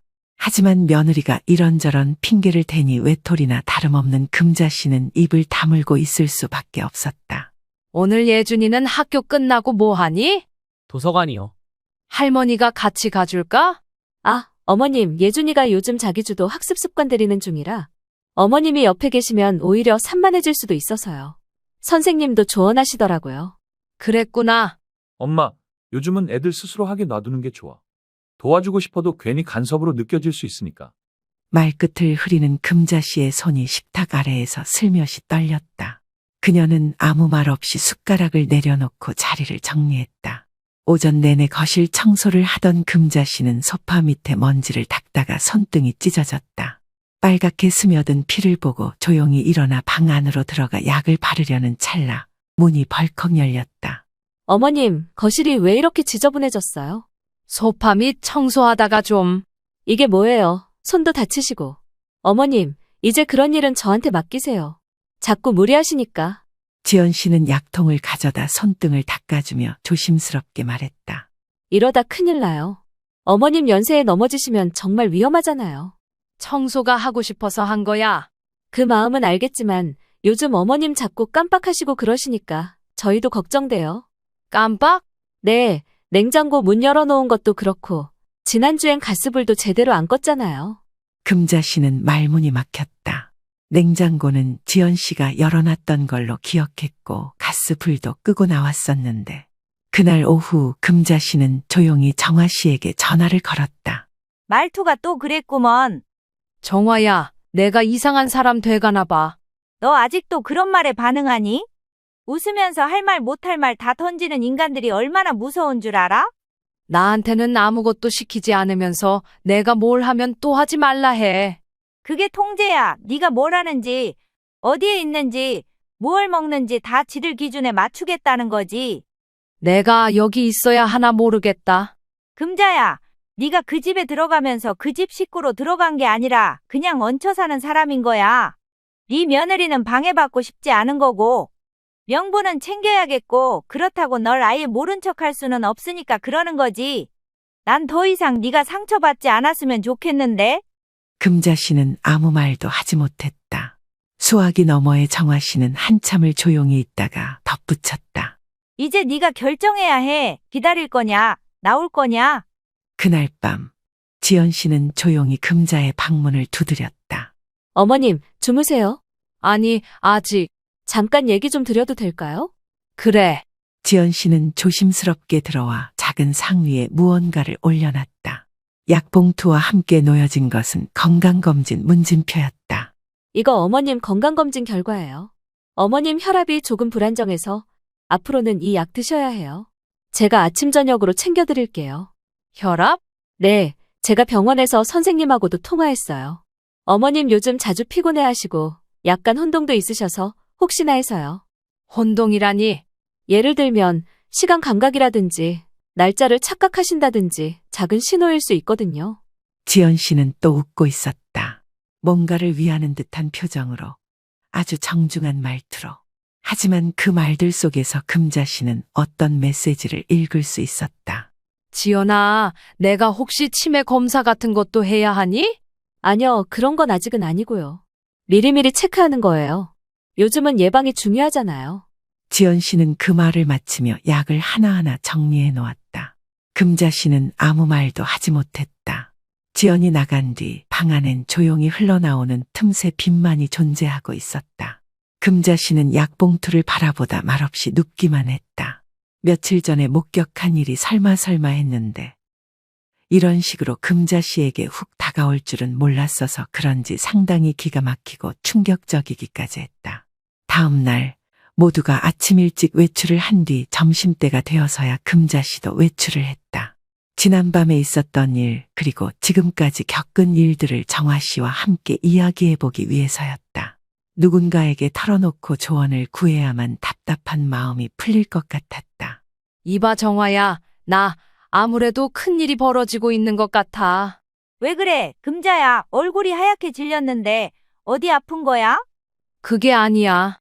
나를 요양원에 보내려고 계획하고 있는 것 같아. 우리 아들하고 지연이가. 정화 씨는 눈을 크게 떴다. 정화 씨는 금자보다 2살 많지만 친구처럼 지내며 늘 금자의 말에 귀를 기울이는 사람이었다. 그게 무슨 소리야? 그냥 기분 탓 아니고? 사실 며칠 전에 지연이 전화를 받는 걸 우연히 들었거든. 조용한 거실에서 의사 선생님 진단서만 잘 부탁드릴게요. 어머님은 잘 모르세요. 그렇게만 되면 요양원 절차도 수월하거든요. 이런 말을 했어. 정화 씨는 입을 틀어막았다. 믿기지 않는다는 표정이었다. 세상에, 그럼 지금 지연이 네가 치매 걸렸다고 몰아가려는 거야? 응, 그리고 이틀 전엔 병원 가자고 하더라고. 건강검진이라고. 근데 검진표에 인지기능 검사가 적혀 있었어. 난 너무 놀라서 아무 말도 못했지. 내색을 어떻게 하니? 어휴, 진짜. 이건 그냥 넘길 일이 아니야, 금자야. 네가 얼마나 또렷한 사람인데. 내가 정말 그런 거라면 병원에서도 그렇게 나오겠지. 하지만 아니잖아. 나 아직도 글도 읽고 쓰고 숫자 계산도 똑부러지게 해. 그런데 그렇게 몰고 가면 내 재산, 집도 다 지들 이름으로 돌리겠지. 정화 씨는 잠시 생각하더니 금자의 손을 잡았다. 검사 다시 받아봐. 너 혼자 병원 가. 그리고 기록 남겨. 정식 진단서 받아서 공증까지 해두는 거야. 그래야 너도 보호받을 수 있어. 그날 밤 집으로 돌아온 금자 씨는 저녁도 먹는 둥 마는 둥 했고 침대에 누워 오래 잠을 이루지 못했다. 며칠 후 금자 씨는 혼자서 조용히 동네 대학병원을 찾았다. 정화가 알아봐준 병원이었고 신경과 전문의도 따로 진료를 보고 있었다. 의사는 금자의 자세한 설명을 듣고 정식으로 인지기능 검사 일정을 잡아주었다. 자, 금자 어르신, 단어를 몇 개 말씀드릴게요. 잘 기억하고 계셨다가 나중에 다시 불러주세요. 바나나, 연필, 안경. 금자 씨는 또렷하게 단어를 외웠고 숫자 계산 문제도 틀림없이 맞췄다. 날짜도 시간도 정확히 말했고 그림 맞추기 문제에서도 실수를 하지 않았다. 정상입니다. 어르신 연세치곤 아주 뛰어난 수준이네요. 걱정 안 하셔도 되겠습니다. 너무 걱정이 많으셔도 건강에 안 좋아요. 스트레스가 만병의 근원이라는 말 있죠. 지금 모든 검사 결과 수치도 그렇고 다 정상이에요. 걱정하지 않으셔도 됩니다. 금자 씨는 미소를 지으며 고개를 끄덕였다. 검사가 끝난 후 의사에게 요청했다. 선생님, 혹시 이 결과를 정식 진단서로 받아볼 수 있을까요? 그리고 공증도 가능한 형식으로요. 의사는 의아해했지만 곧 알겠다는 듯 고개를 끄덕였다. 며칠 후 금자 씨는 서류 2장을 손에 꼭 쥐고 집에 돌아왔다. 한 장은 진단서였고 한 장은 공증 확인서였다. 이제 무엇이든 들이밀어도 반박할 수 없는 증거가 생긴 것이었다. 그날 저녁 집안 분위기는 어색하게 조용했다. 지연 씨는 일부러 금자와 눈을 마주치지 않으려는 듯 했고 재훈 씨는 늘 그랬듯 침묵 속에 있었다. 하지만 그날 밤 금자 씨는 거실 식탁에 그 2장의 서류를 올려놓고 말없이 기다렸다. 어머님, 이건 뭐예요? 내 인지기능 진단서야. 신경과 정식 진료받고 검사했어. 치매 증상은 전혀 없음이라는 결과야. 그리고 공증도 해뒀어. 나중에 누가 뭐라고 하든 법적으로도 보호받을 수 있도록. 지연 씨의 입꼬리가 살짝 떨렸다. 그게 왜 필요하셨죠? 그냥 건강검진 정도만 받으셔도 됐는데. 지연아, 너 병원에 몰래 전화했었지? 그리고 나 몰래 요양원도 알아봤지? 내가 모를 줄 알았어? 엄마, 그게 아니라. 넌 조용히 해, 재훈아. 넌 아무 말도 안 하면서 네 아내가 날 치매 환자로 몰아가는데 한 번도 말리지 않았어. 그게 더 나빠. 그게 더 무서워. 내가 배 아파 낳은 아들이라는 게 소름이 돋을 정도야. 네 엄마가 그런 취급을 당하는데 보고만 있는 게 정상이냐? 재훈 씨는 아무 말도 하지 못하고 한숨을 쉬며 고개를 떨궜다. 지연 씨는 서류를 덮으려다 말고 손을 떼었다. 그럼 그렇게 생각하셨다면 제가 드릴 말씀이 없네요. 네가 할 말은 있어. 미안하다고, 잘못했다고 그런 말 말고는 할 말 없어. 할머니 무슨 일이에요? 그 순간 예준이 복도에서 얼굴만 쏙 내밀었다. 금자 씨는 아이를 향해 억지로 미소를 지었다. 아무것도 아니야. 우리 예준이 들어가서 숙제하고 있으렴. 아이는 멀뚱히 엄마와 할머니를 번갈아 보다 방으로 돌아갔다. 문이 닫히자마자 금자 씨의 목소리는 다시 단호해졌다. 앞으로 나한테 병원 이야기, 요양원 이야기 꺼내지 마. 그리고 내 돈이나 집 얘기도 내가 니들이 함부로 할 수 있는 사람이 아니란 뜻이다. 날 어쩌려고 계획했던 그 생각들은 집어치워. 이것들이 어디서 사람을 만만하게 보고 말이야. 네, 알겠습니다. 엄마, 진짜 미안해. 미안하다고 말할 거면 왜 가만히 있었니? 왜 눈 감았니? 내가 그동안 얼마나 불안했는지 네가 알기나 해. 네가 내 자식은 맞아? 하긴 지 마누라 하나 간수도 못하는 게 뭘 알겠어. 너한테 정말 실망이다. 그날 밤 거실은 무겁고 조용한 침묵으로 가라앉았다. 지연 씨는 조용히 방으로 들어갔고 재훈 씨는 한참을 서성이다 결국 아무 말 없이 금자의 방 앞을 지나쳐 자기 방으로 들어갔다. 며칠 후 금자 씨는 복지관의 스마트폰 교실에 참석했다. 오랜만에 친구 정화 씨와 마주 앉아 마주본 두 사람은 눈빛으로 이야기를 나눴다. 잘했어, 금자야. 잘 넘겼어. 이제 시작일지도 몰라. 하지만 적어도 나 치매 아니다. 누가 뭐래도 나는 내가 누군지 무엇을 해야 하는지 정확히 알고 있어. 그래, 바로 그거야. 이제부터는 당하고만 있지 마. 기록해, 뭐든 다 남겨. 응, 이제부턴 그래야겠어. 두 친구는 뜨거운 커피를 마시며 묵묵히 창밖을 바라보았다. 복지관 창 너머 봄 햇살이 두 사람의 머리 위로 조용히 내려앉고 있었다. 정화야, 이거 봐. 여기 스마트폰에 녹음 앱 깔았어. 오, 잘했네. 내가 알려준 대로 했구나. 응, 내가 말하는 것도 녹음되고 남들 말하는 것도 다 들어가. 이렇게라도 해야지 또 무슨 수작을 부릴지 모르니까. 정화 씨는 금자의 스마트폰을 손에 쥐고 이리저리 살펴보았다. 노인들에게는 쉽지 않은 일일 수 있었지만 금자 씨는 꽤 능숙하게 앱을 다루고 있었다. 정말 대단해. 난 아직도 저 녹음 버튼 잘못 눌러서 동영상 찍히곤 한다니까. 이제는 말로 안 해. 다 남겨야 해. 언제 또 그랬다 아니다 할지 모르잖아. 뭐든지 증거가 제일 중요해.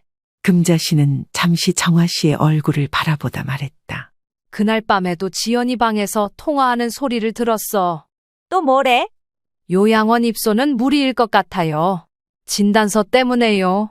다른 방식으로 설득해야 해요.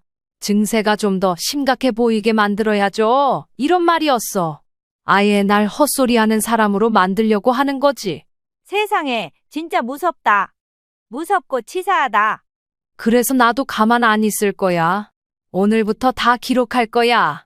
대화도, 내 상태도, 일기도 날짜까지 정확히 써서 하나하나 남길 거야. 정화 씨는 무겁게 고개를 끄덕였다. 며칠 후 금자 씨는 집안 곳곳에 작은 메모지와 볼펜을 두었다. 냉장고 옆, TV 아래, 심지어 침대 옆에도. 2022년 3월 1일 저녁 7시 30분. 지연이 어머님 요즘 말씀이 헛나오세요라고 말함. 목격자 없음. 녹음 실패. 이런 식의 기록이 작은 수첩과 종이에 하나하나 적혀 나갔다. 그러던 어느 날 금자 씨는 지연 씨와 재훈 씨가 부엌에서 조용히 대화하는 장면을 포착했다. 그녀는 조용히 다가가 스마트폰 녹음 버튼을 눌렀다. 그냥 약이라도 하나 드리면 어때? 정신 안정제 같은 거. 잠 못 주무시잖아, 요즘엔. 그거라도 드시게 하면 기억 흐려질 수도 있고 말이야. 여보, 그건 좀 너무한 것 같아. 어떻게 엄마한테 그래? 그럼 계속 이렇게 살 거야? 집도 못 팔고, 재산도 어머님 명이고, 예준이 교육도 이제 발목 잡히잖아. 어머니 성격이면 순순히 달라고 해도 안 주실 게 뻔한데. 이렇게라도 안 하면 우린 앞으로 어떻게 사냐 이거야. 당신은 미래를 볼 줄 몰라? 미래를. 잠시 후 금자 씨는 거실에 앉아 이어폰을 꽂고 그 녹음을 다시 들었다. 손이 떨렸다. 서늘한 분노가 몸을 타고 올라왔다. 하지만 그녀는 울지 않았다. 예준아, 이리 와볼래? 네, 할머니. 이거 봐. 이게 내가 오늘 적은 기록이야. 여기다 매일 있었던 일들을 적고 있단다. 왜요? 혹시 나중에 사람들이 할머니 기억이 틀렸다고 할까봐 이건 증거란다. 예주는 고개를 갸웃했지만 이내 고개를 끄덕였다. 금자 씨는 창피하기도 하지만 어린 손자에게 그동안 있었던 일을 차근차근 설명해 주었다. 손자는 알듯 말듯 오묘한 표정을 지으면서도 금자 씨의 이야기가 끝날 때쯤엔 깊은 한숨을 내쉬었다. 어린 것이 듣기에도 얼마나 답답했으면 저럴까 하고 말해준 걸 아주 잠시 후회했지만 이렇게라도 털어놓으니 속이 후련했다. 그러자 손자 예준이는 뜻밖의 말을 했다. 그러면 저도 도와드릴게요. 학교 끝나고 오면 같이 적을게요. 그래 줄래? 아주 큰 도움이 될 거야. 사실 난 할머니가 좋은데 엄마가 자꾸 못 가게 하니까 속상했어요. 할머니가 잘못한 게 아니니까 내가 할머니 도와줄 거예요. 예주는 그날 이후 매일 방과 후 금자의 옆자리에 앉아 무슨 일이 있었는지 묻고 그것을 함께 기록해 주었다. 금자의 글씨가 떨리면 예준이 옆에서 또박또박 받아 적었다. 며칠 후 금자 씨는 재훈과 조용히 대화를 청했다. 재훈아, 나랑 잠깐 얘기 좀 하자. 응? 엄마, 무슨 일이에요? 지연이랑 네가 한 말 녹음했어, 부엌에서. 재훈 씨는 얼굴이 굳었다. 무슨 말씀이신지. 너희가 내게 약을 먹이고 기억 흐려지게 하려고 했다는 말 그대로 녹음됐어. 재훈 씨는 입을 꾹 다물었다. 넌 왜 그래, 재훈아? 너 그런 아이 아니었잖아. 너 아빠 돌아가시고 나랑 같이 얼마나 고생했는지, 내가 널 어떻게 키웠는지 기억 안 나? 기억해요. 그럼 왜 아무 말도 안 하고 네 아내가 날 이렇게 만들어도 모른 채 했어? 그냥 좀 지쳤어요. 다 제 잘못이에요. 그래, 그 말은 맞네. 네 잘못이야. 엄마 정말 죄송해요. 내가 이제부터라도 바로잡을게요. 바로잡을 기회는 줄게. 하지만 지금부터 네 말은 하나도 믿지 않아. 행동으로 보이기 전까진. 며칠 후 금자 씨는 동네 무료 법률 상담소를 찾았다. 정화 씨가 함께 동행해 주었다. 노인 학대에 관한 증거 수집 방법, 치매 의심 강요로부터의 법적 보호 조치, 제3명의 보호 등 다양한 조언을 받았다. 기록 잘하고 계시네요. 이거면 추후 문제가 발생했을 때 큰 도움이 됩니다. 가장 중요한 건 이런 사실을 누군가에게 보여줄 타이밍입니다. 지금은 움직이지 마세요. 끝까지 모른 척하세요. 지금까지 했던 것만큼만 딱 그렇게 지내시면 됩니다. 더 이상 무언가를 하려 하면 오히려 역효과가 날 수 있으니 조심하시고요. 그 말은 금자의 귀에 깊이 박혔다. 며칠 후 정화 씨와 금자 씨는 시장에서 만난 지인들과 이런저런 이야기를 나누게 되었다. 평소 자주 오며 가며 인사치레를 했던 상인들이었고, 속도 뻥 뚫려 산책 겸 시장을 나섰다가 상인 중 하나와 대화를 하며 기분 나쁜 소식을 듣게 되었다. 자신이 깜빡하는 증세가 있고 정신과에 주기적으로 상담을 다닌다는 말을 했다는 것과 요양원도 미리 알아보고 있다는 대충 그런 이야기였다. 그 말에 금자 씨의 귀가 번쩍 열렸다. 어머님이 요즘 이상하시다면서요? 말도 앞뒤가 안 맞고. 금자 씨는 겉으론 웃으며 넘겼지만 집에 돌아와 수첩에 또박또박 적었다. 그리고 다음 날 그 여인에게 말했다. 어제 시장에서 하신 말씀 다 기억하고 있어요. 제가요, 그렇게 바보 아닙니다. 그 말 누가 해준 거예요? 나한테 말해줄 수 있어요? 아무래도 내 이야기인데 신경 안 쓰려고 해도 그냥 넘어가면 안 될 것 같아서요. 그게 말이죠. 괜히 말씀드렸나 싶기도 하고. 분위기도 심상치 않고 며느님이 하는 이야기도 들어맞는 것 같고. 전 잘 모르겠어요. 상대 여인은 당황하며 말을 얼버무렸고 금자 씨는 아무 말 없이 돌아섰다. 더는 친절한 척 하지도 않았다. 말을 하지 않아도 그런 말을 누가 했을지 감이 잡혔다. 밤이 되자 금자 씨는 침대에 누워 수첩을 다시 펼쳤다. 일기의 마지막 줄에 이렇게 적었다.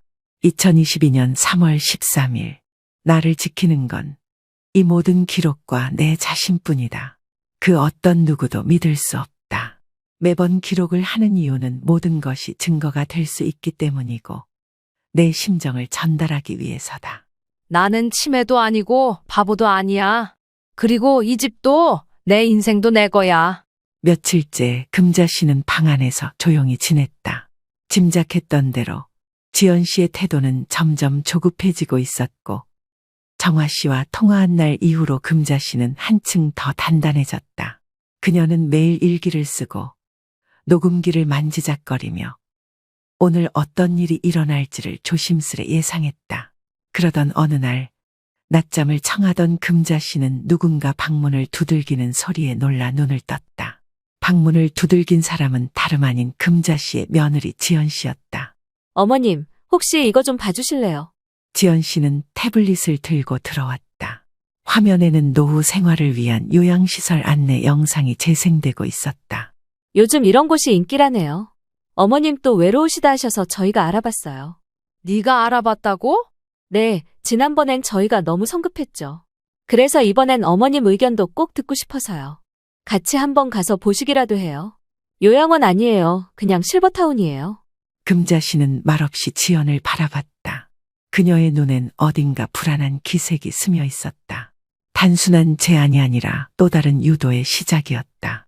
네가 보자고 하는 건 대체 뭘 위한 거니?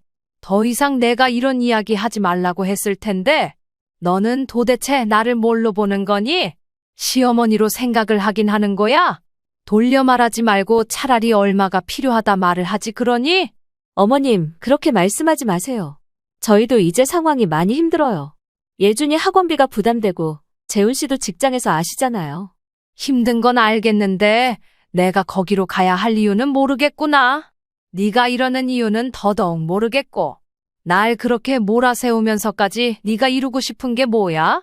내 재산 가로채려는 거 지금도 충분히 먹고 살만 한 것 아니니? 사치 좀 덜 부리고 아껴 살면 충분히 감당할 수 있는 부분인데 왜 그걸 못해? 어머님, 솔직히 말씀드릴게요. 이 집 좀 부담돼요. 유지비도 그렇고. 어머님도 혼자 계시기엔 너무 넓잖아요. 관리도 힘드실 거고.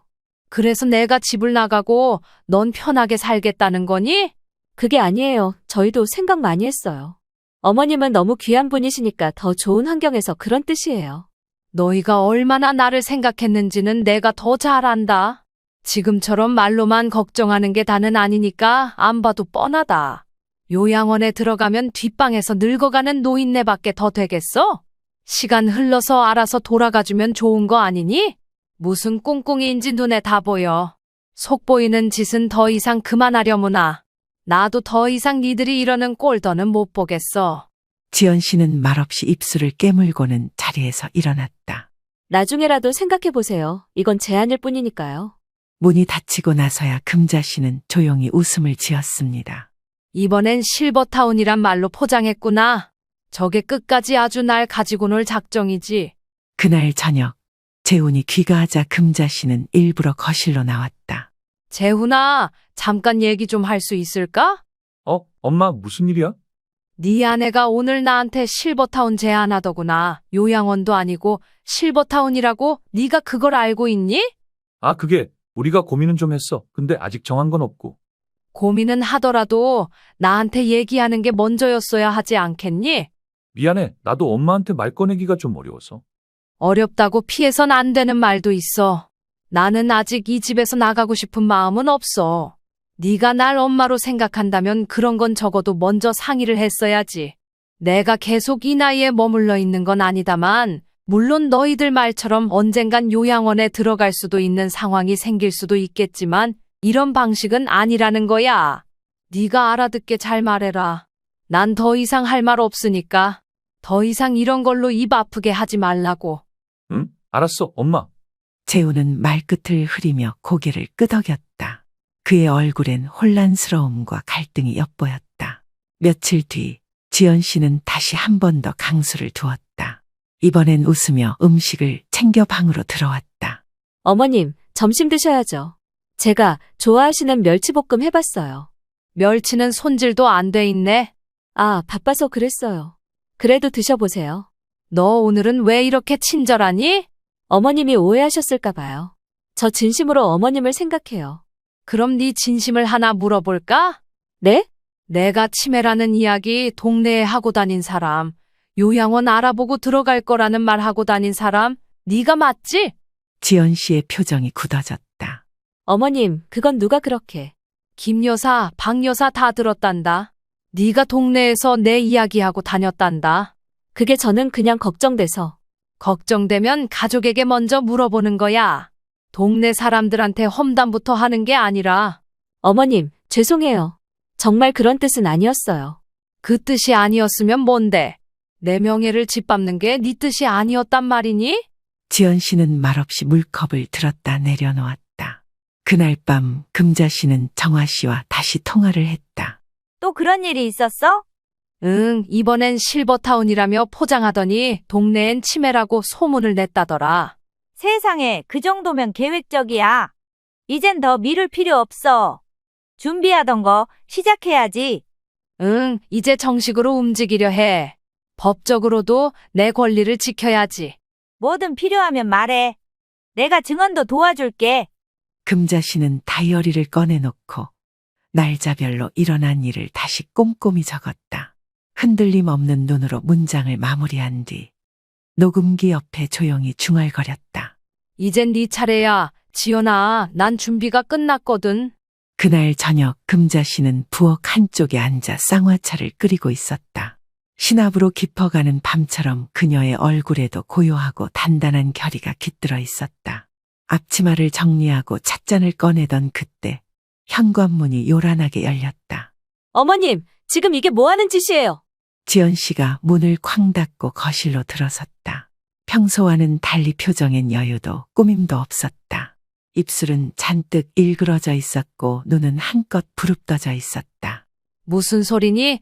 너 왜 그러고 들어오니? 그 녹음기, 어머님이 절 몰래 녹음한 거, 그걸 지금 아파트 단지에 뿌리신 거예요? 내가 뿌리지 않았다. 내가 그런 짓을 하지 않아도 이미 다 알 사람들이야. 네가 그동안 날 어떻게 대했는지 나는 그냥 그 증거를 모았을 뿐이다.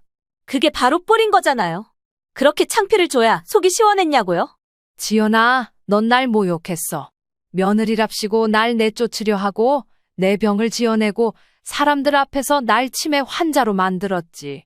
네가 그렇게 만들었잖아. 엄마, 무슨 일이야? 지연이 왜 그래? 오빠, 당신도 이제 알잖아. 어머님이 우리를 이 집에서 쫓아내려 하신대. 맞다. 이젠 결정했어. 더는 같은 지붕 아래 살 수 없어. 넌 이 집에서 나가야 해.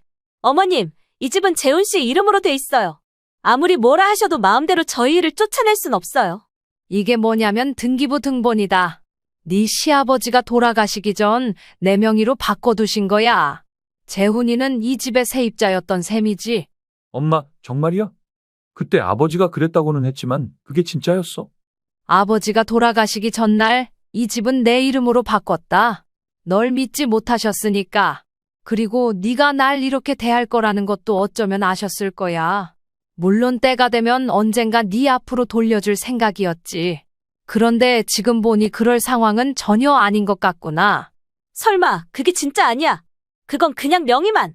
지연아, 네가 날 치매라고 몰아붙이고 나를 요양원에 보내려 했지. 그 장면들, 그 대화들 다 녹음되어 있어. 그리고 너희가 그 병원 의사와 짠 것도 알아. 계약서에 너 이름도 있었어. 이제는 그냥 우리 나가자. 내가 이 집에서 엄마한테 너무 큰 죄를 졌어. 아니, 재훈 씨, 왜 그래? 왜 갑자기 이러는 거야? 난 그동안 모른 척한 대가를 이제야 치르는 거야. 이 집에서 나가자. 예준이 데리고 나가서 다시 시작하자. 그 순간 예준이 조용히 안방에서 나와 거실로 걸어왔다. 아빠, 엄마 왜 싸워요? 아니야, 예준아. 그냥 어른들끼리 이야기 중이야. 할머니, 저희 집에서 나가라고 하는 거예요?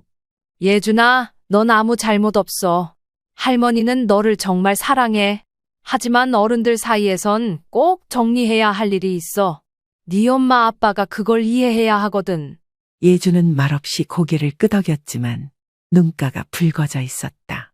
어린 마음에도 무언가 큰일이 벌어졌다는 걸 느끼고 있는 듯했다. 예준아, 오늘은 아빠랑 엄마랑 다른 집에 가 있을 거야. 너한텐 좀 낯설고 불편할 수도 있지만 괜찮지? 할머니, 가끔 밥 먹으러 와도 돼요? 언제든지 할머니 집은 네가 언제 와도 문이 열려 있을 거야.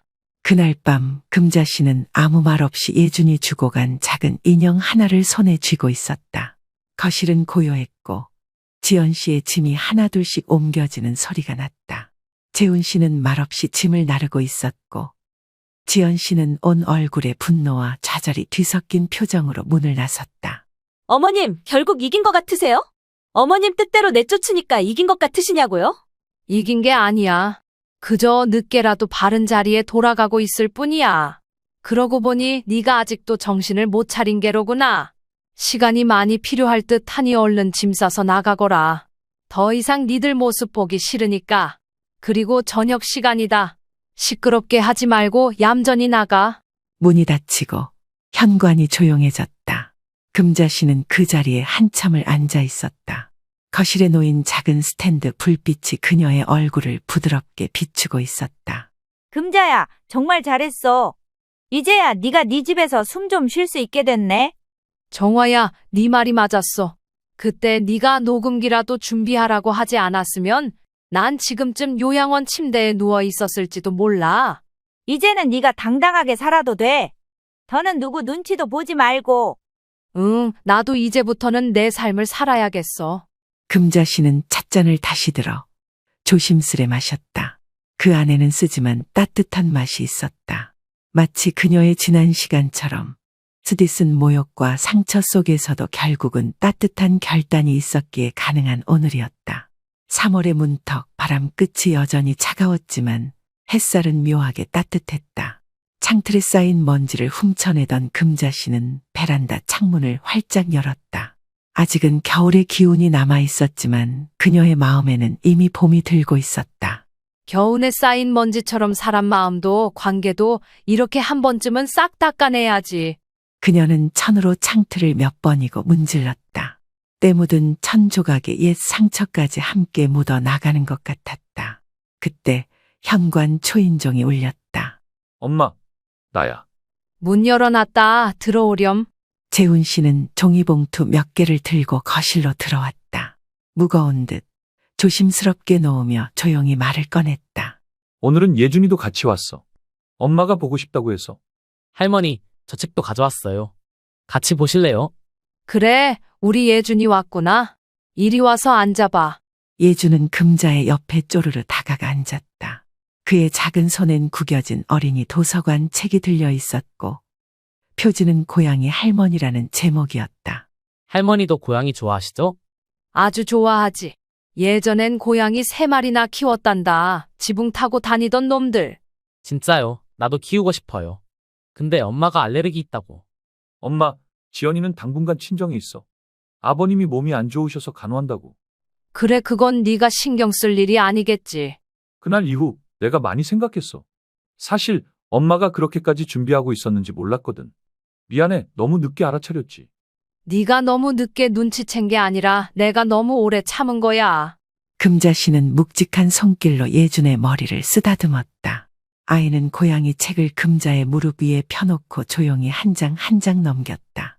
잠시 후 정화 씨가 장바구니를 들고 들어왔다. 어이구, 문 열어놓고 있으면 찬바람 다 들어오잖아. 찬바람이 들어와야 묵은 공기도 나가지. 역시 너답다. 자, 여기. 대파랑 무, 그리고 저번에 좋아하던 동태도 사왔어. 이걸 다 들고 왔어? 정화야, 너도 나이 들었다. 나이 들어도 기운은 너보다 나아. 얼른 씻고 국부터 끓이자. 부엌엔 금방 바삐 움직이는 냄비 소리와 칼 부딪히는 소리가 어우러졌다. 재훈 씨는 무릎을 꿇고 마루에 앉아 새로 산 미니 식탁을 조립했고 예주는 고사리 손으로 조립 설명서를 들고 아빠 옆에 붙어 있었다. 정화야. 왜? 나 이 집 전체 청소하려고. 이불도 싹 바꾸고 낡은 커튼도 걷고 저 안방 장롱도 치우고. 마음도 바꾸는 거지. 그래, 이제는 진짜 새로 살고 싶어. 지난 몇 달은 내가 살아있는 사람이 아니라 그냥 남겨진 물건 같았어. 이젠 너답게 살아. 나도 옆에서 도울 테니까. 엄마, 만약에 우리가 다시 이 집에 들어온다면 어떻게 생각해? 너 혼자라면 생각해 볼 수 있지. 하지만 지연이는 안 된다. 그럴 줄 알았어. 아직 바뀌려면 멀었거든. 그 말에 정화 씨는 고개를 끄덕였다. 그런 사람은 절대 안 바뀐다. 착한 척할 뿐이지 본성은 못 숨겨. 이제는 나도 그런 척하는 사람한테 속지 않아. 솔직하지 않은 사람은 곁에 두고 싶지 않아. 이혼을 하든 말든 화해를 하든 말든 앞으로 며느리 취급 안 할 거다. 점심시간이 되어 모두가 식탁에 둘러앉았다. 동태국에서는 김이 모락모락 올라왔고 정화가 김치에 고춧가루를 더 넣으며 말했다. 이 김치는 매운맛이야. 마음이 센 사람한텐 잘 어울려. 나한테 딱이네. 이젠 마음이 아주 단단해졌거든. 엄마, 예전에 말 무시했던 거 진심으로 사과할게. 너무 늦었지만 그래도 전하고 싶었어. 이제 와서 말해봤자 지난 상처가 아물지는 않아. 하지만 마음은 고맙다. 할머니, 그럼 우리가 집 청소도 도와드릴까요? 그래 줄래? 그럼 예준이는 내 방 화장대 위 먼지를 닦아줄래? 네, 제가 제일 잘하는 거예요. 아이의 손이 작은 걸레를 쥐고 방으로 뛰어들자 금자 씨의 얼굴엔 미소가 번졌다. 그날 오후 금자 씨는 창고에서 오래된 상자 하나를 꺼내왔다. 상자 안에는 오래된 사진들, 편지, 그리고 결혼 반지가 담겨 있었다. 그녀는 그것들을 하나씩 꺼내 정화에게 보여주었다. 이건 재훈이 아빠 돌아가시기 전에 나한테 쓴 편지야. 읽어줘. 나도 듣고 싶다. 금자야, 내가 떠나도 너는 끝까지 사람답게 살아야 해. 누구에게도 휘둘리지 말고 네가 옳다고 믿는 대로 살아라. 네 말이 맞아. 사람은 결국 자기 눈으로 본 것만 믿어야 한다.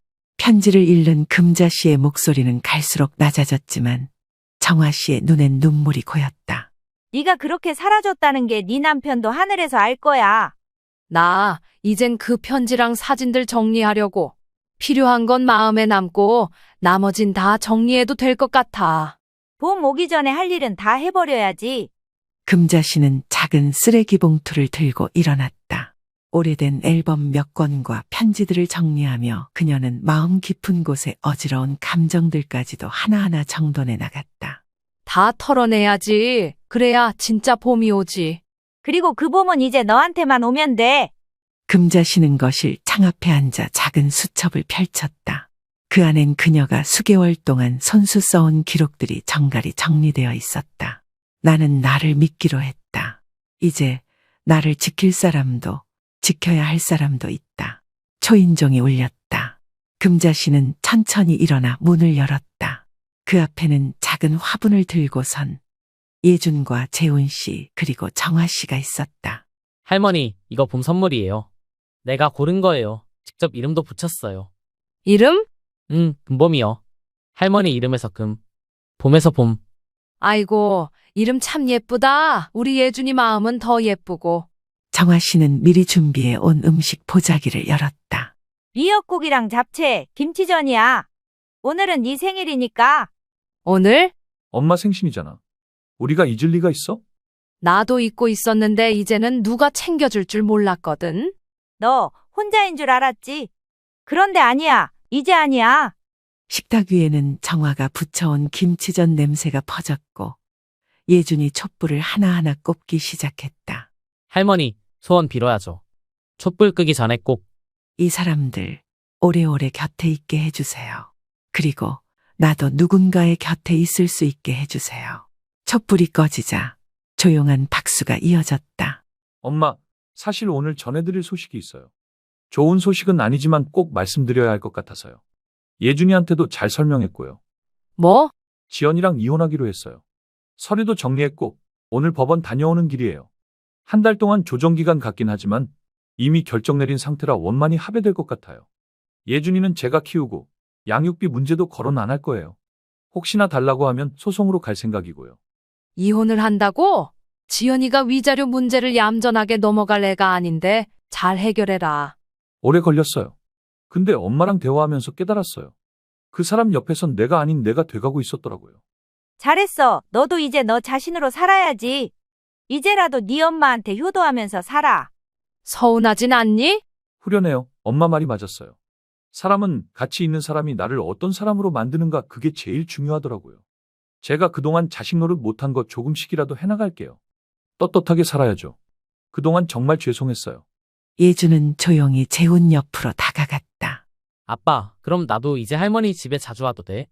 그럼 네 방도 새로 꾸미자. 할머니랑 같이. 예준이 방이라 오랜만에 방 꾸미는 재미 좀 보겠네. 그날 오후 5사람은 봄바람이 일렁이는 날 함께 둘러앉아 차를 마셨다. 햇살은 이제 두려울 것 없는 얼굴 위에 조용히 머물렀고 그 누구도 말하지 않았지만 모두 알고 있었다. 이 집은 다시 따뜻한 곳이 되었고 금자 씨는 더 이상 혼자가 아니었다. 앞으로 남은 인생도 지금 느끼는 따스함이 계속될 것이다.